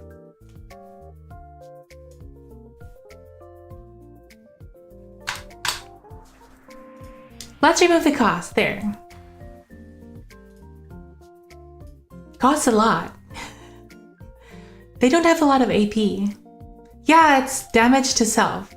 Deals damage to self equal to 20% of their max HP. So maybe it should be 10, right? I don't know. But maybe it will make sense when we talk about the other abilities. So here is why they're cutting themselves. Giant Killer. It's a felling swoop, deals additional damage if the target's current HP is greater than the caster's. Additional damage is equal to the difference in the current HP multiplied by 0.5. So the bigger the difference, the more damage. So if they're really close to dying,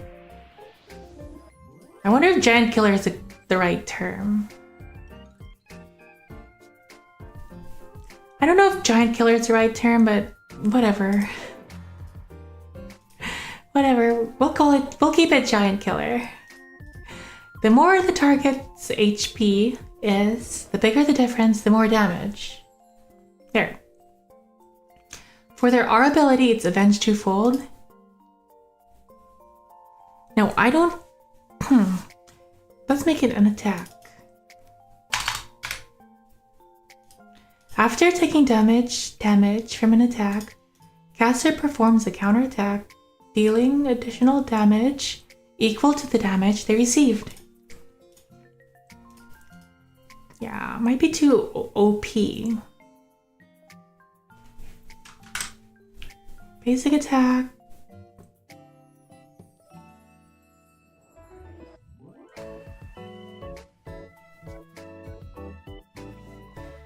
You know what? No. You know what?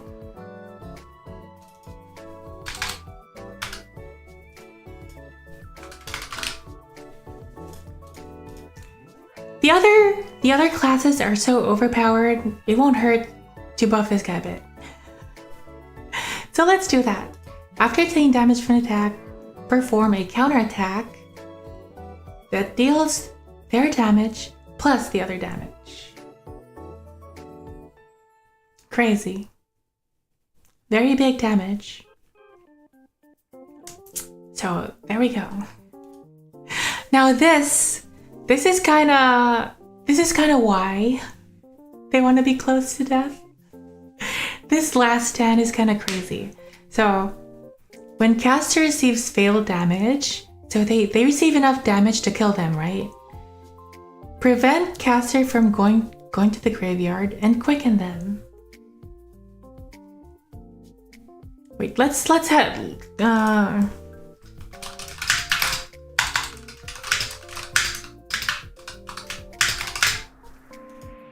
okay. When caster receives failed damage, leave caster with 1 HP and prevent caster from going to the graveyard and quicken them. Caster is sent to the graveyard after their next turn. So, when they receive enough damage to die, they survive with 1 HP and then they take the next turn. Is that too much? Cause then I think I'm okay with it. Oh, someone's looking at it. That's what that was. Sorry, I didn't mean to dox you. I just didn't know what that was. Sorry. My bad. Is that how it works? Very scary. It's a good thing I'm using this joint. Very, very powerful. Okay, I will not click that again. But whoever, I've even forgotten your name. I haven't, but let's just pretend. Okay, so basically that's what last stand does. When you die, you're left with 1 HP, and then they die. Okay, doesn't sound really OP? Okay, good. So it doesn't sound very OP. There we go. Next we have Frenzy. When the caster receives damage, make the caster berserk and give the caster 1 savage spore. Berserk is another status condition. Here.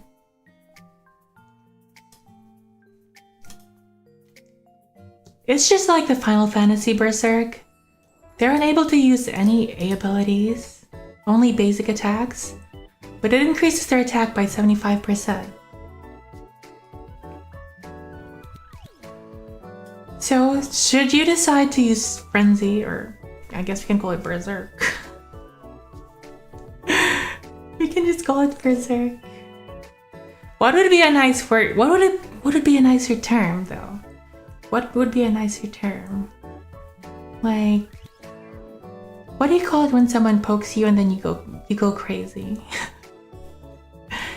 When the caster receives damage, Mycelia can give caster 1 savage spore. Frenzy doesn't sound like a very appropriate word. Hyper irritable.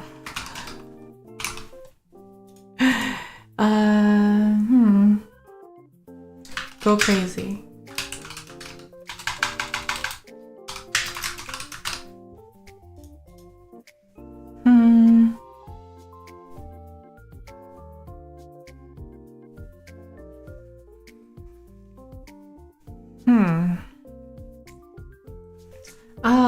Emergency berserk.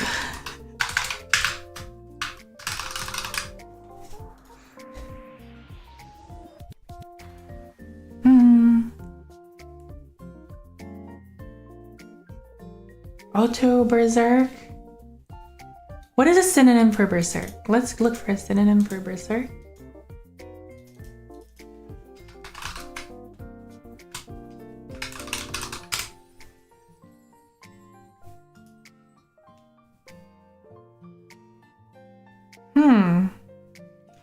Why not? Why not just call it I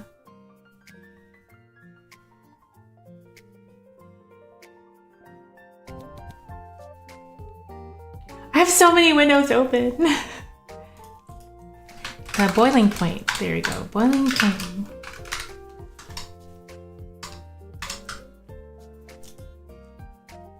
There.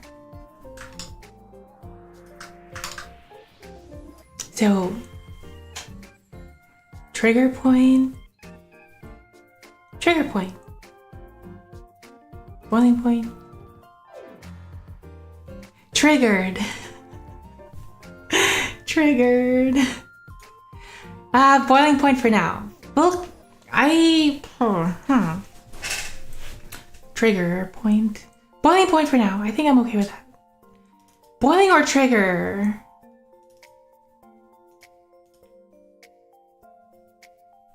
Boiling point. Let's leave it there. When the caster receives damage, make caster. Or what if? What if? To make it sound more like boiling point, when the caster receives damage and their HP is below half. There.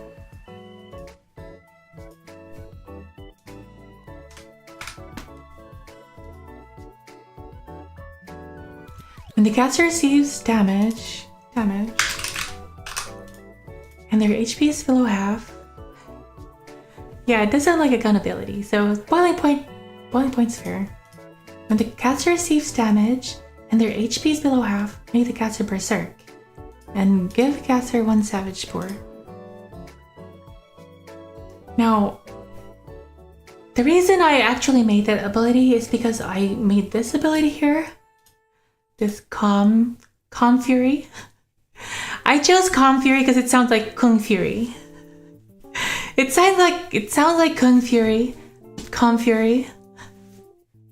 But here, caster can use abilities even when berserk. So how that works is that you can use blood pack, right? To get your life low. So you get your life low, and when you receive damage from someone else. Wait. You can't react to your own ability, so you can't react to yourself. You can't react to yourself performing blood pack.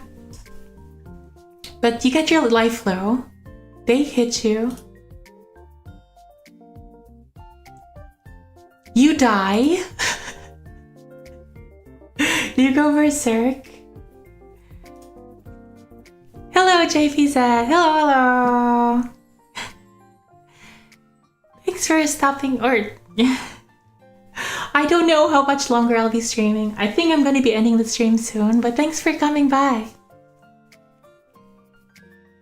But that's what the Calm Fury is. So they go berserk. I'm good. How about you? How are you doing? But yeah, that's basically what that is for. They go berserk and they can still use their abilities.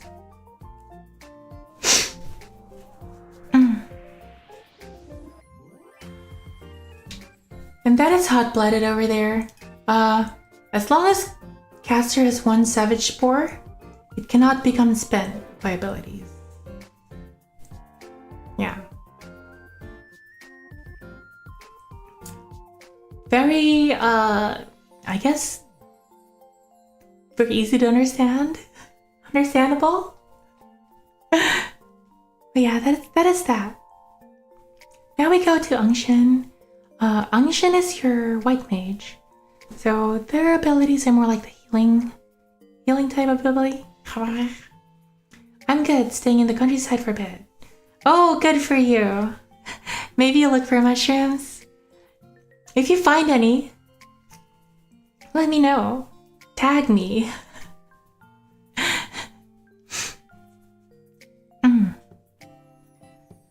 I'd love to go mushroom hunting. That would be so much fun. Okay, now Angshin. Angshin is your your healer type. This is your white mage, essentially. Essentially.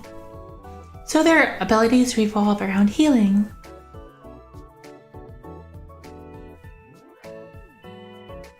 There is one ability that I'd like to show you. It's up here.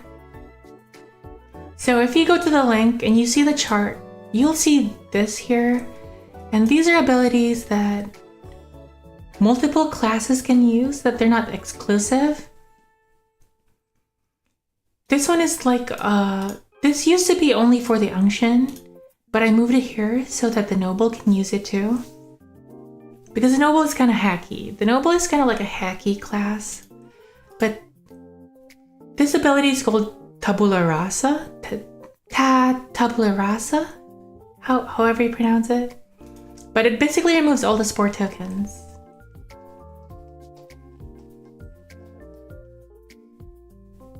But yeah, I just wanted to talk about that.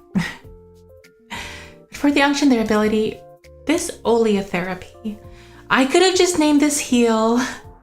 It is basically a heal. But you know what? We're Junie. Let's name it oleotherapy. Basically oil therapy. The reason why I picked the word oil is because Unction. Unction is like oil. Anointing with oil. How can you not pronounce words you made up? Because tabula rasa? I mean, we can pronounce it tabula rasa, but I know it's not English. It's not English. It just means clean slate. I could have called it clean slate. I could have just called it clean slate. Yeah, it's an actual term. I don't know how to pronounce it. Okay, but that is basically the heal. The heal, they use their power to heal. So the heal is based on their attack power. Their attack power is very low, so it's not overpowered, it's not OP. But yeah, heals the target. Health recovered is equal to caster's power. Gossamer Kiss. Another super Junie term. Bring back a maiden from the graveyard if it was sent there on the same action sequence this ability was cast. Returns with the last HP, AP, and position.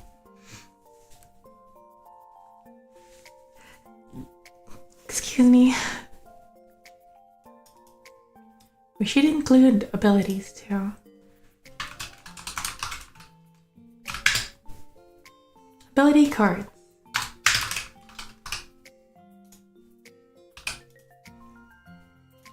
So that's basically Resurrection. The reason why I came up with a Gossamer Kiss is because I wanted it to sound like Phoenix Down. I wanted it to sound like Phoenix Down, but better. So that's what I came up with. Anoint. It restores 2 AP, so it costs 2 AP to give 2 AP to someone. This becomes overpowered. Wait, I'll show you how this becomes OP. I actually have a feeling that this class might be the most OP class so far.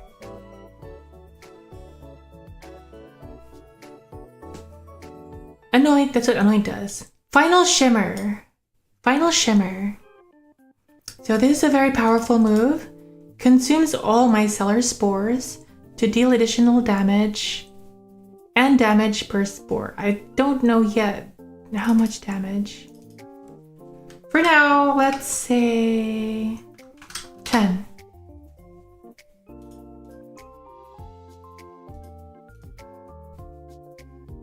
They don't have a lot of attack, so let's make it 20. Let's go crazy. Yo, this is basically their only attack ability, so let's buff it. Consumes all Mycelia spore to deal 20 damage per spore. To deal an additional 20 damage per spore. Caster becomes spent until after their next turn. Yeah, we have to buff it. We have to buff it because they get spent. It's sure hit, it's unblockable. I think that's good enough.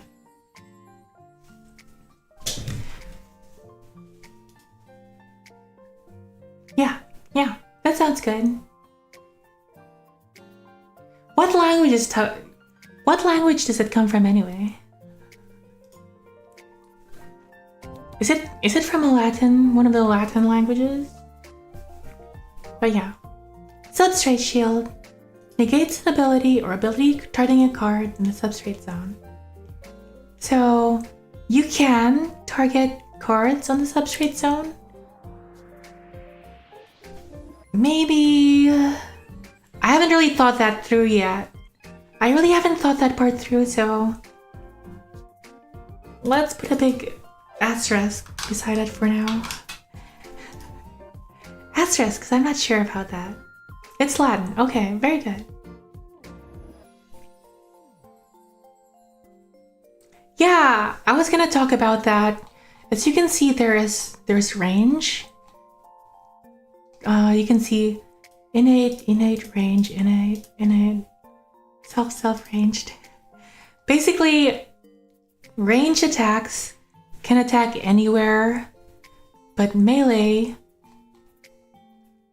So far, this is the only one that's melee. Bulldoze. Bulldoze is melee, meaning Bulldoze will only attack the front row. Can melee attacks hit the back row? No. So innate means the card's innate range. So some cards are range, some cards are melee. So this shares their range, essentially. It shares their range. But yeah, melee skills cannot attack the back row. I don't know if I wanna... The reason why I didn't talk about it is because I'm not sure. Maybe I want to remove the range thing completely. Because what if your maiden is melee, right?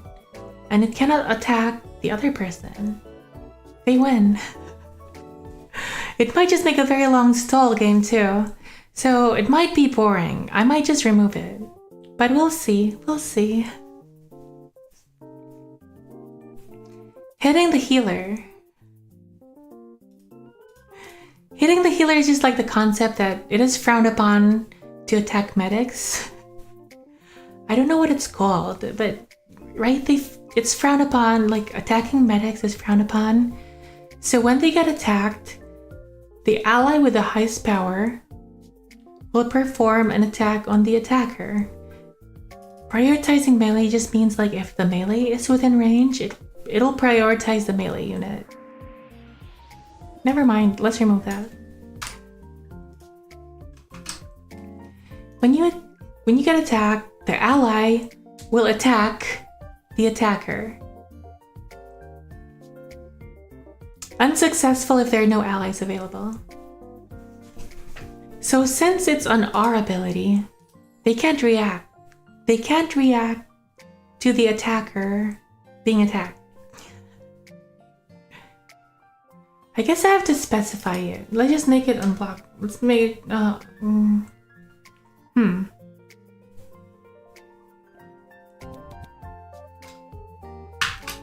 Unblockable?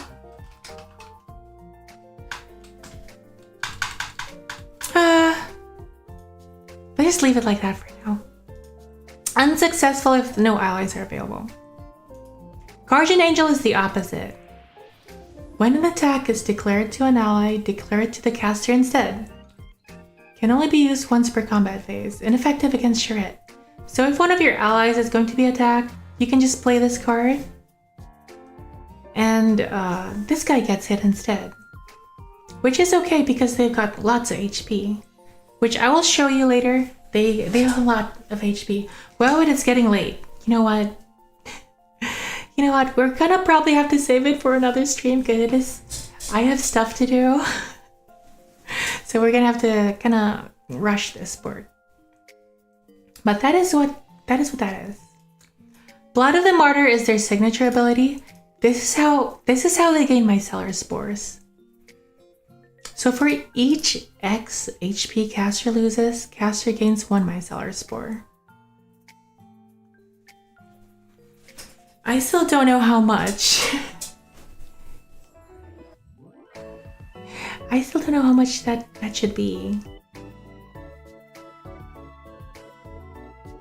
I think I'm gonna rework this. I'm gonna have to rework this, but not now, because that's too OP.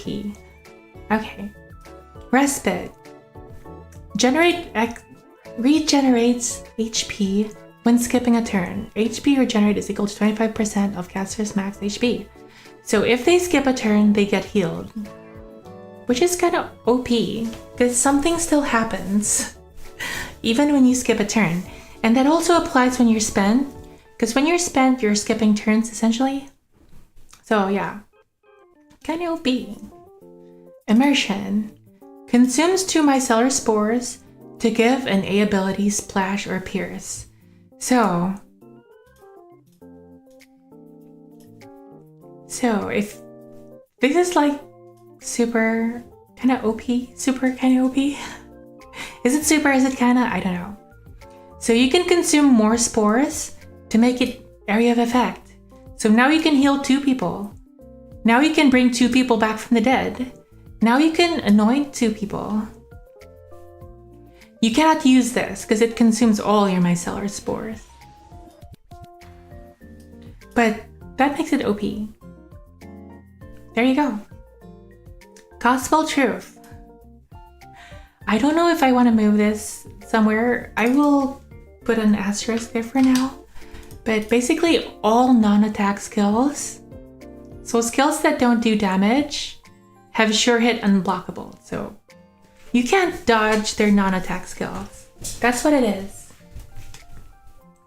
Finally, for the noble.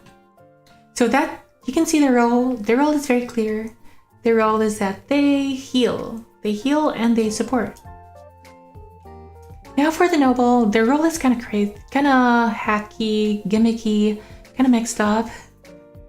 And I will show you. So their first ability is Godspeed. They quicken the target. So they give the target the next turn. Remove spent status on the target if it was caused by an ability. So if the target was spent by an ability, it gets removed and they basically can move. Very useful. There are 2 ways they can use this because they have this ability here called Make Way for the King. And this support ability makes sure that they always take the first turn. So you can... Nobles are very slow, but with this, they always take the first turn. And then you can pull this up to make the person you want to go next. So yeah, they're weird that way. Kind of hacky, gimmicky, whatever you call it. Their next skill is Weight of Oppression. It targets all enemy maidens with a Tyrant Spore, dealing damage. If current HP, if casters... Oh, if targets...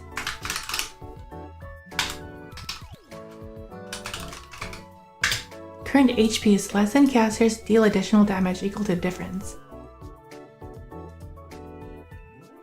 So this is kind of like the opposite of that giant killer skill. This might be a little too OP. But nobles have the least.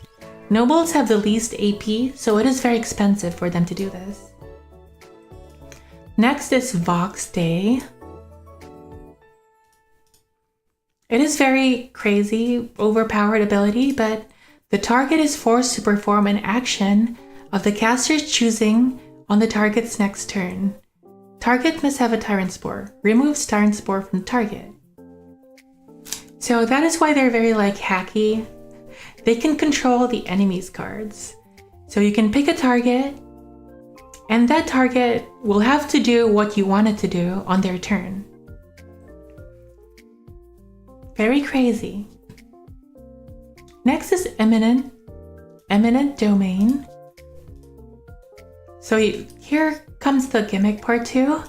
Swap the position of a maiden with another maiden on the same maiden zone. Swap their respective inventories as well. Hello, Crab of the West. Hello.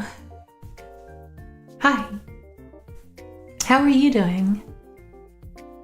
I am about to end stream, but thanks for stopping by. I'm good. I'm good. We've been streaming for how long now? I don't know. Has it been 2 hours? There's no need to apologize. Oh no. There's no need to apologize. I welcome all the viewers. So thanks for stopping by. Maybe you can catch me again later. When is later? I don't know. Their abilities here are also very crazy gimmicky. So reversal. Abilities that steal HP and reduce AP are reversed. There you go. HP steal heals the caster, decreased AP, increases AP. I will. I like and sub. You're probably a great YouTuber. Probably is the correct term, but thank you so much. I don't stream a lot. I wish I did. I wish I could. I might stream Minecraft tomorrow. Who knows? I want to stream more. I really want to stream more, but there are so many things in my life. You know, if I could stream whenever I wanted to, I would. And I'd stream more often, but there are many things that are out of my hands that prevent me from streaming. One of them being mushrooms, which I am going to do, which I am going to get to after this. I say probably because I haven't seen your content. My content's all over the place. My content's all over the place. I haven't really carved out a niche for myself just yet, but thanks for subscribing if you do. Have I played Pokemon? No, I have not. Well, are we talking about the current Pokemon? Okay, well, take care. Bye-bye. I've only played the old Pokemon games, not the current ones. But there, that's what reversal is. So, stealing HP heals this character, and stealing AP restores his AP. Skill tags. This is another very hacky, gimmicky. Can we even call it OP? But basically, if someone targets you with an A ability card, you can steal it. It doesn't negate the ability. It doesn't negate the ability, but you can steal it. And then you can use it regardless of class. So this is gonna lead to a lot of trouble, so I'm gonna put an asterisk on that for now. But I can see a lot of crazy things happening.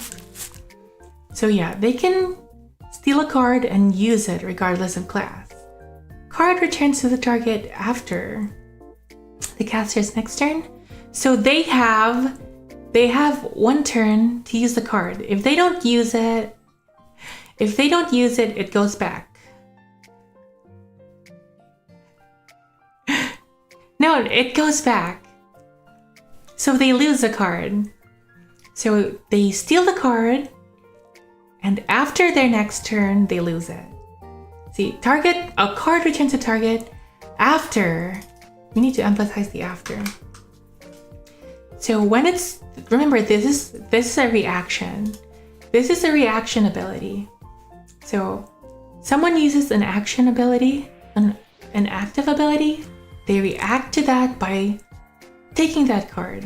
They still get hit, the card still goes through, but they steal it. And it goes back after their next turn. So I don't think it's that OP. I don't think it's that OP.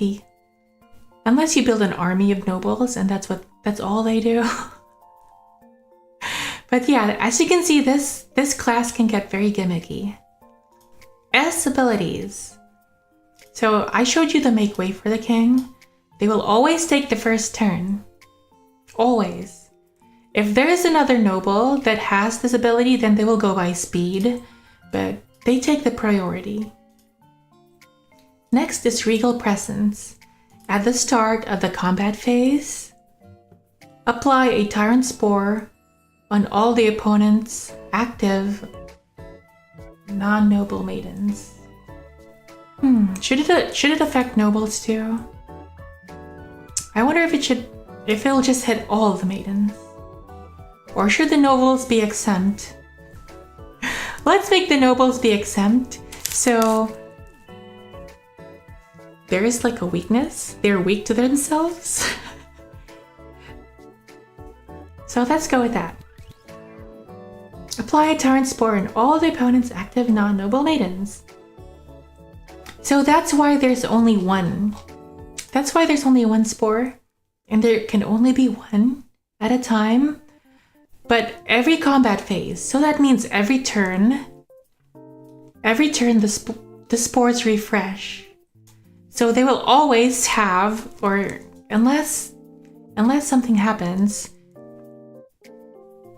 I wonder if this should also remove Tyrant Spore. Yeah, I will make this remove Tyrant Spore.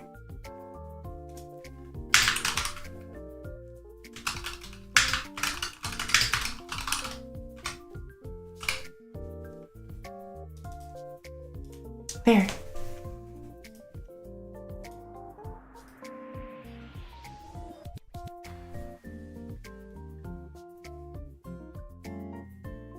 Okay.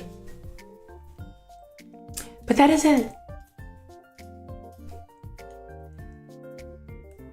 Which means at the start of all of their turns, there is a chance that they may be spent, which they cannot move.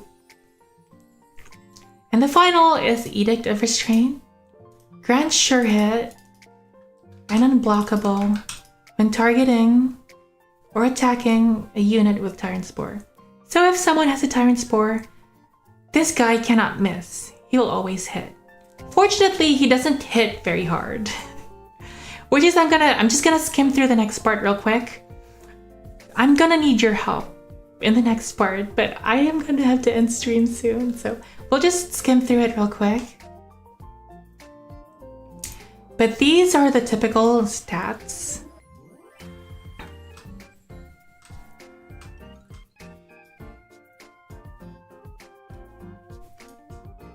Is that clear?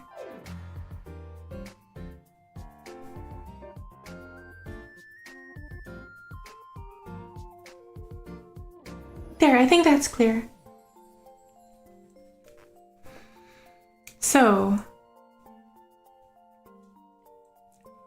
you don't really need to mind this part. This part here and these part, these are just like internal values. Let's call it that. These are the internal values that affect their stats here. But for now, we're gonna go with what we have here. So remember, if you remember from last time, we ranked our cards from 1 star to 5 star, or bar. We call them bar. 1 bar, 2 bar, 3 bar, 4 bar, 5. 6 bar and 7 bar are hypothetical right now. They're hypothetical right now. So we'll just focus on the 5 main tiers. This is your Naraka, which is 1 star, 1 bar. Preda, 2 bar. Minutia, 3 bar. Asura and Deva, which is your 5 star. These are what their stats look like. I am kind of tempted to make it like Magic the Gathering, where their power and their HP are in the single digits, but I kind of like the idea that there is a damage limit. I kind of like the idea that there is a damage cap. So I want the damage cap to be 999. So this is how I formulated it. Anyways, if it doesn't sound too good, again, I'm not a very big TCG player. These numbers are not even similar to Yu-Gi-Oh numbers. But yeah, let's go. So for the Naraka, as you can see, this is the Jaeger. This is the Umbral stats. They're not very color coordinated.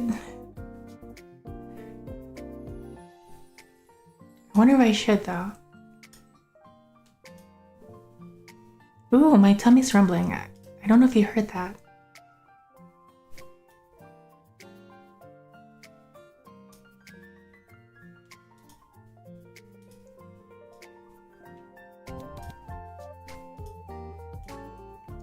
Yeah, maybe this is easier to understand.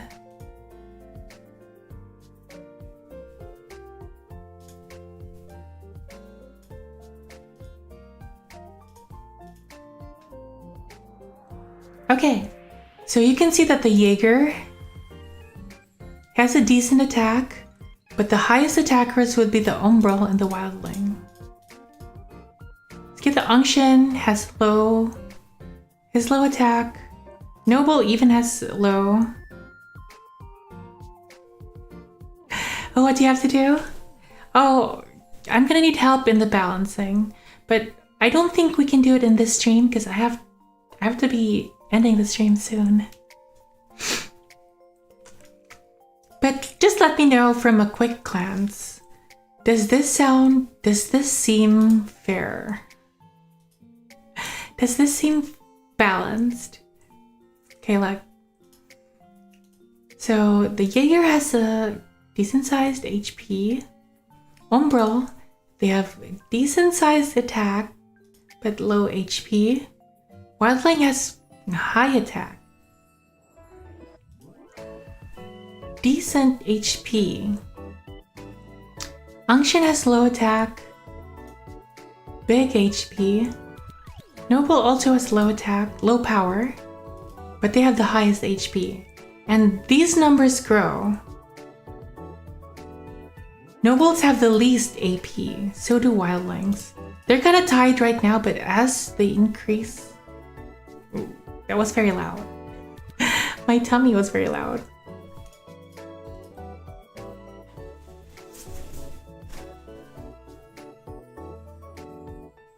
Yeah, I think you really need the cards to actually test them. But basically that's that. That's what the stats look like. I think the AP, I'm not really happy with how much AP there is here. I want them to be less. And I can change that by manipulating the numbers here. By manipulating the numbers here and the numbers here, I can get these numbers to come down. That's what I'm very sure of. It's gonna be super complicated. I feel like this is like video game type stuff. Because in Yu-Gi-Oh! I mean, it's one hit and the guy dies, right? And in Magic the Gathering, the numbers are so small, so calculating is not an issue. When we go here,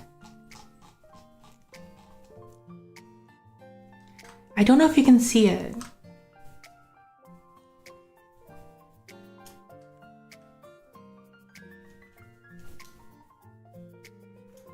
But this is the damage calculation formula.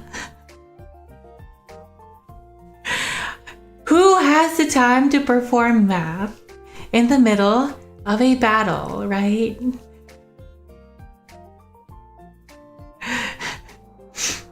I think I will round them off. I will round those. These numbers are just typical. I call them the typical stats. They will be rounded off. This is not how the specific cards are gonna look different. Definitely 100%. The specific cards will have different stats. This is just to give me an idea of how much I want to give them. But obviously their numbers are going to be more rounded. Yeah, the individual cards will have more rounded numbers to them. This is just to help guide me, essentially. But yeah, again, so much math. Like this here. Who has time to calculate this during the middle of a card game? Just look at it. I've given an example here. So example, a minutia Jaeger with 109 power, equipped with 𝓡𝓾𝓵𝓮𝓼. Should I even put that here? Should I even mention it? 𝓡𝓾𝓵 it is an S ability, which is essentially an item. It gives 100 attack, essentially. So they have 109 power. With 𝓡𝓾𝓵, they're casting quick attack. They have empower, and they have berserk. How much damage will they deal? Plug it into the formula. Damage equals base power times ability damage, attack damage multiplier times attack buff times berserk plus additional damage sources. So their base power is 109. Quick attack has a ability damage modifier. Oh, it's 0.75 if I remember correctly. It's 0.75. So we have to change that. It's 0.75.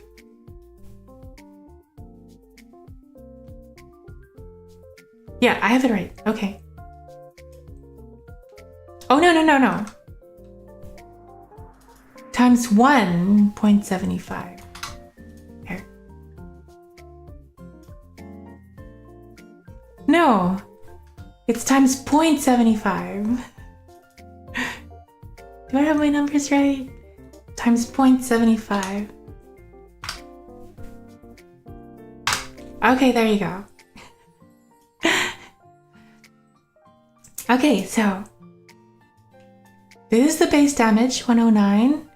Quick attack has ability damage modifier of 0.75. Otherwise, it would just be 1. Most abilities will just be 1. But this one has a modifier of 75, because 75%, or yeah, 75. 1.5 is the empower.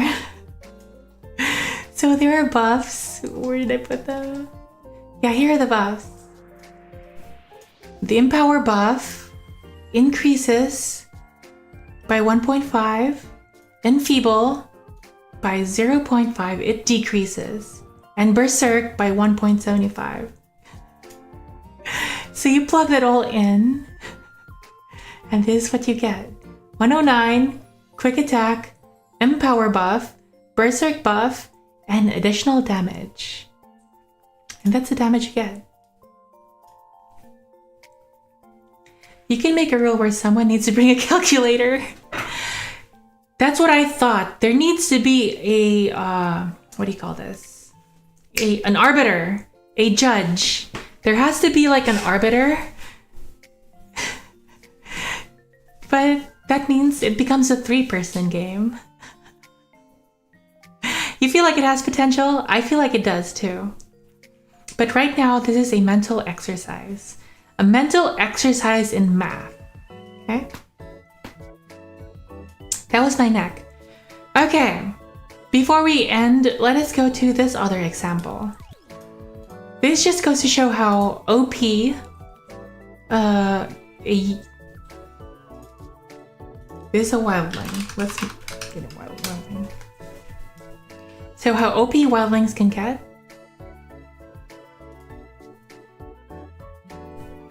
So this is how damage is calculated for this example.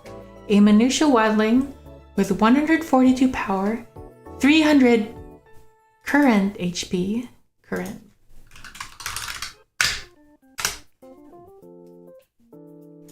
with 5 Savage Spore, equipped with Wedge Fasara. Basically, it is an item. It is an S ability that is an item. It gives 150 bonus damage. Enfeeble. So they have Enfeeble cast on them.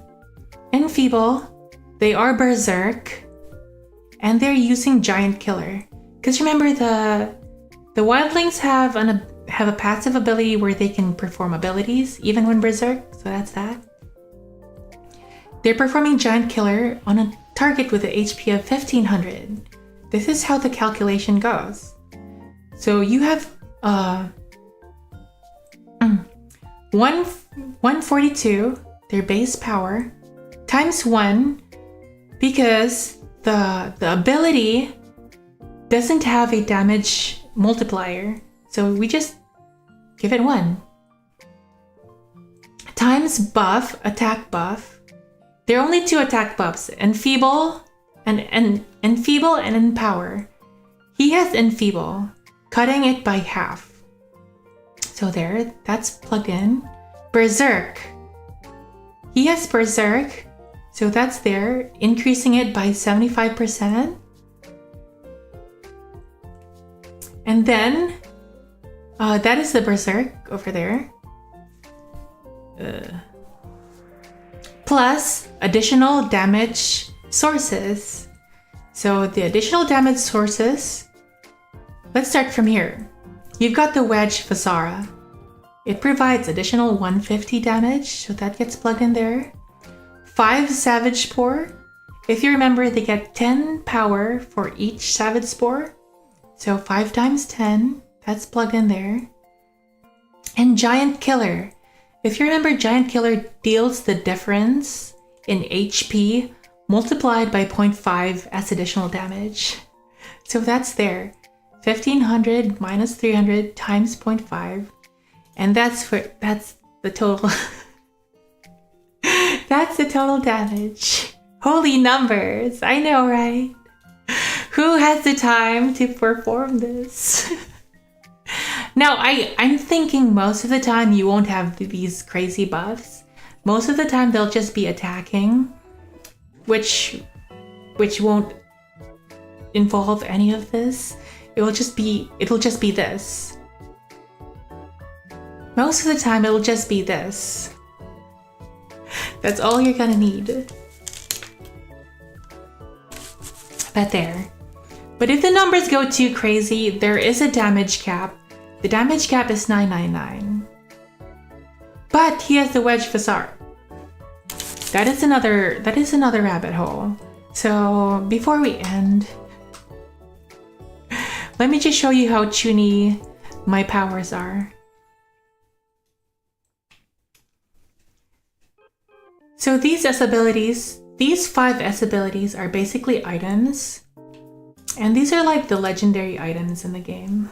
So if you were to think about Final Fantasy, these would be your Ultima weapons, your what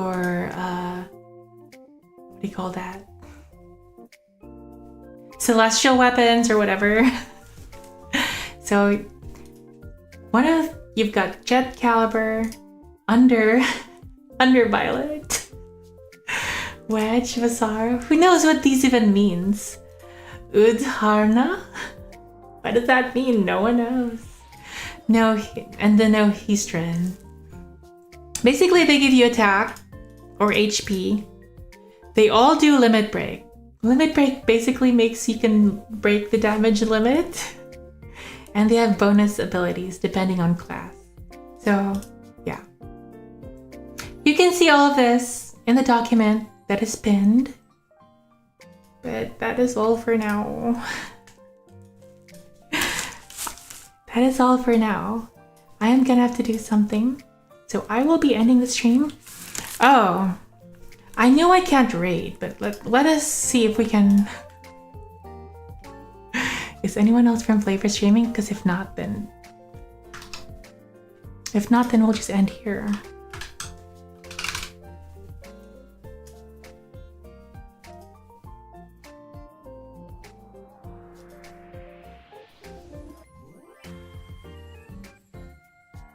Oh, Mixie is streaming.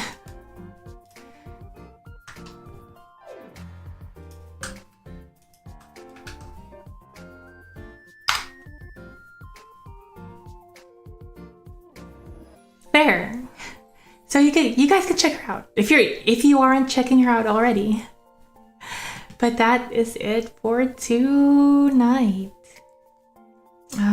Do I have everything ready? I need to get this right. I really need to get this right. Okay. I don't know when I will stream next. If I have time, I'll probably play Minecraft tomorrow. Because talking about Minecraft earlier this stream made me feel like playing Minecraft again. I haven't touched in a while. So there you go. But. 𝓡𝓾𝓵𝓮, 𝓡𝓾𝓵.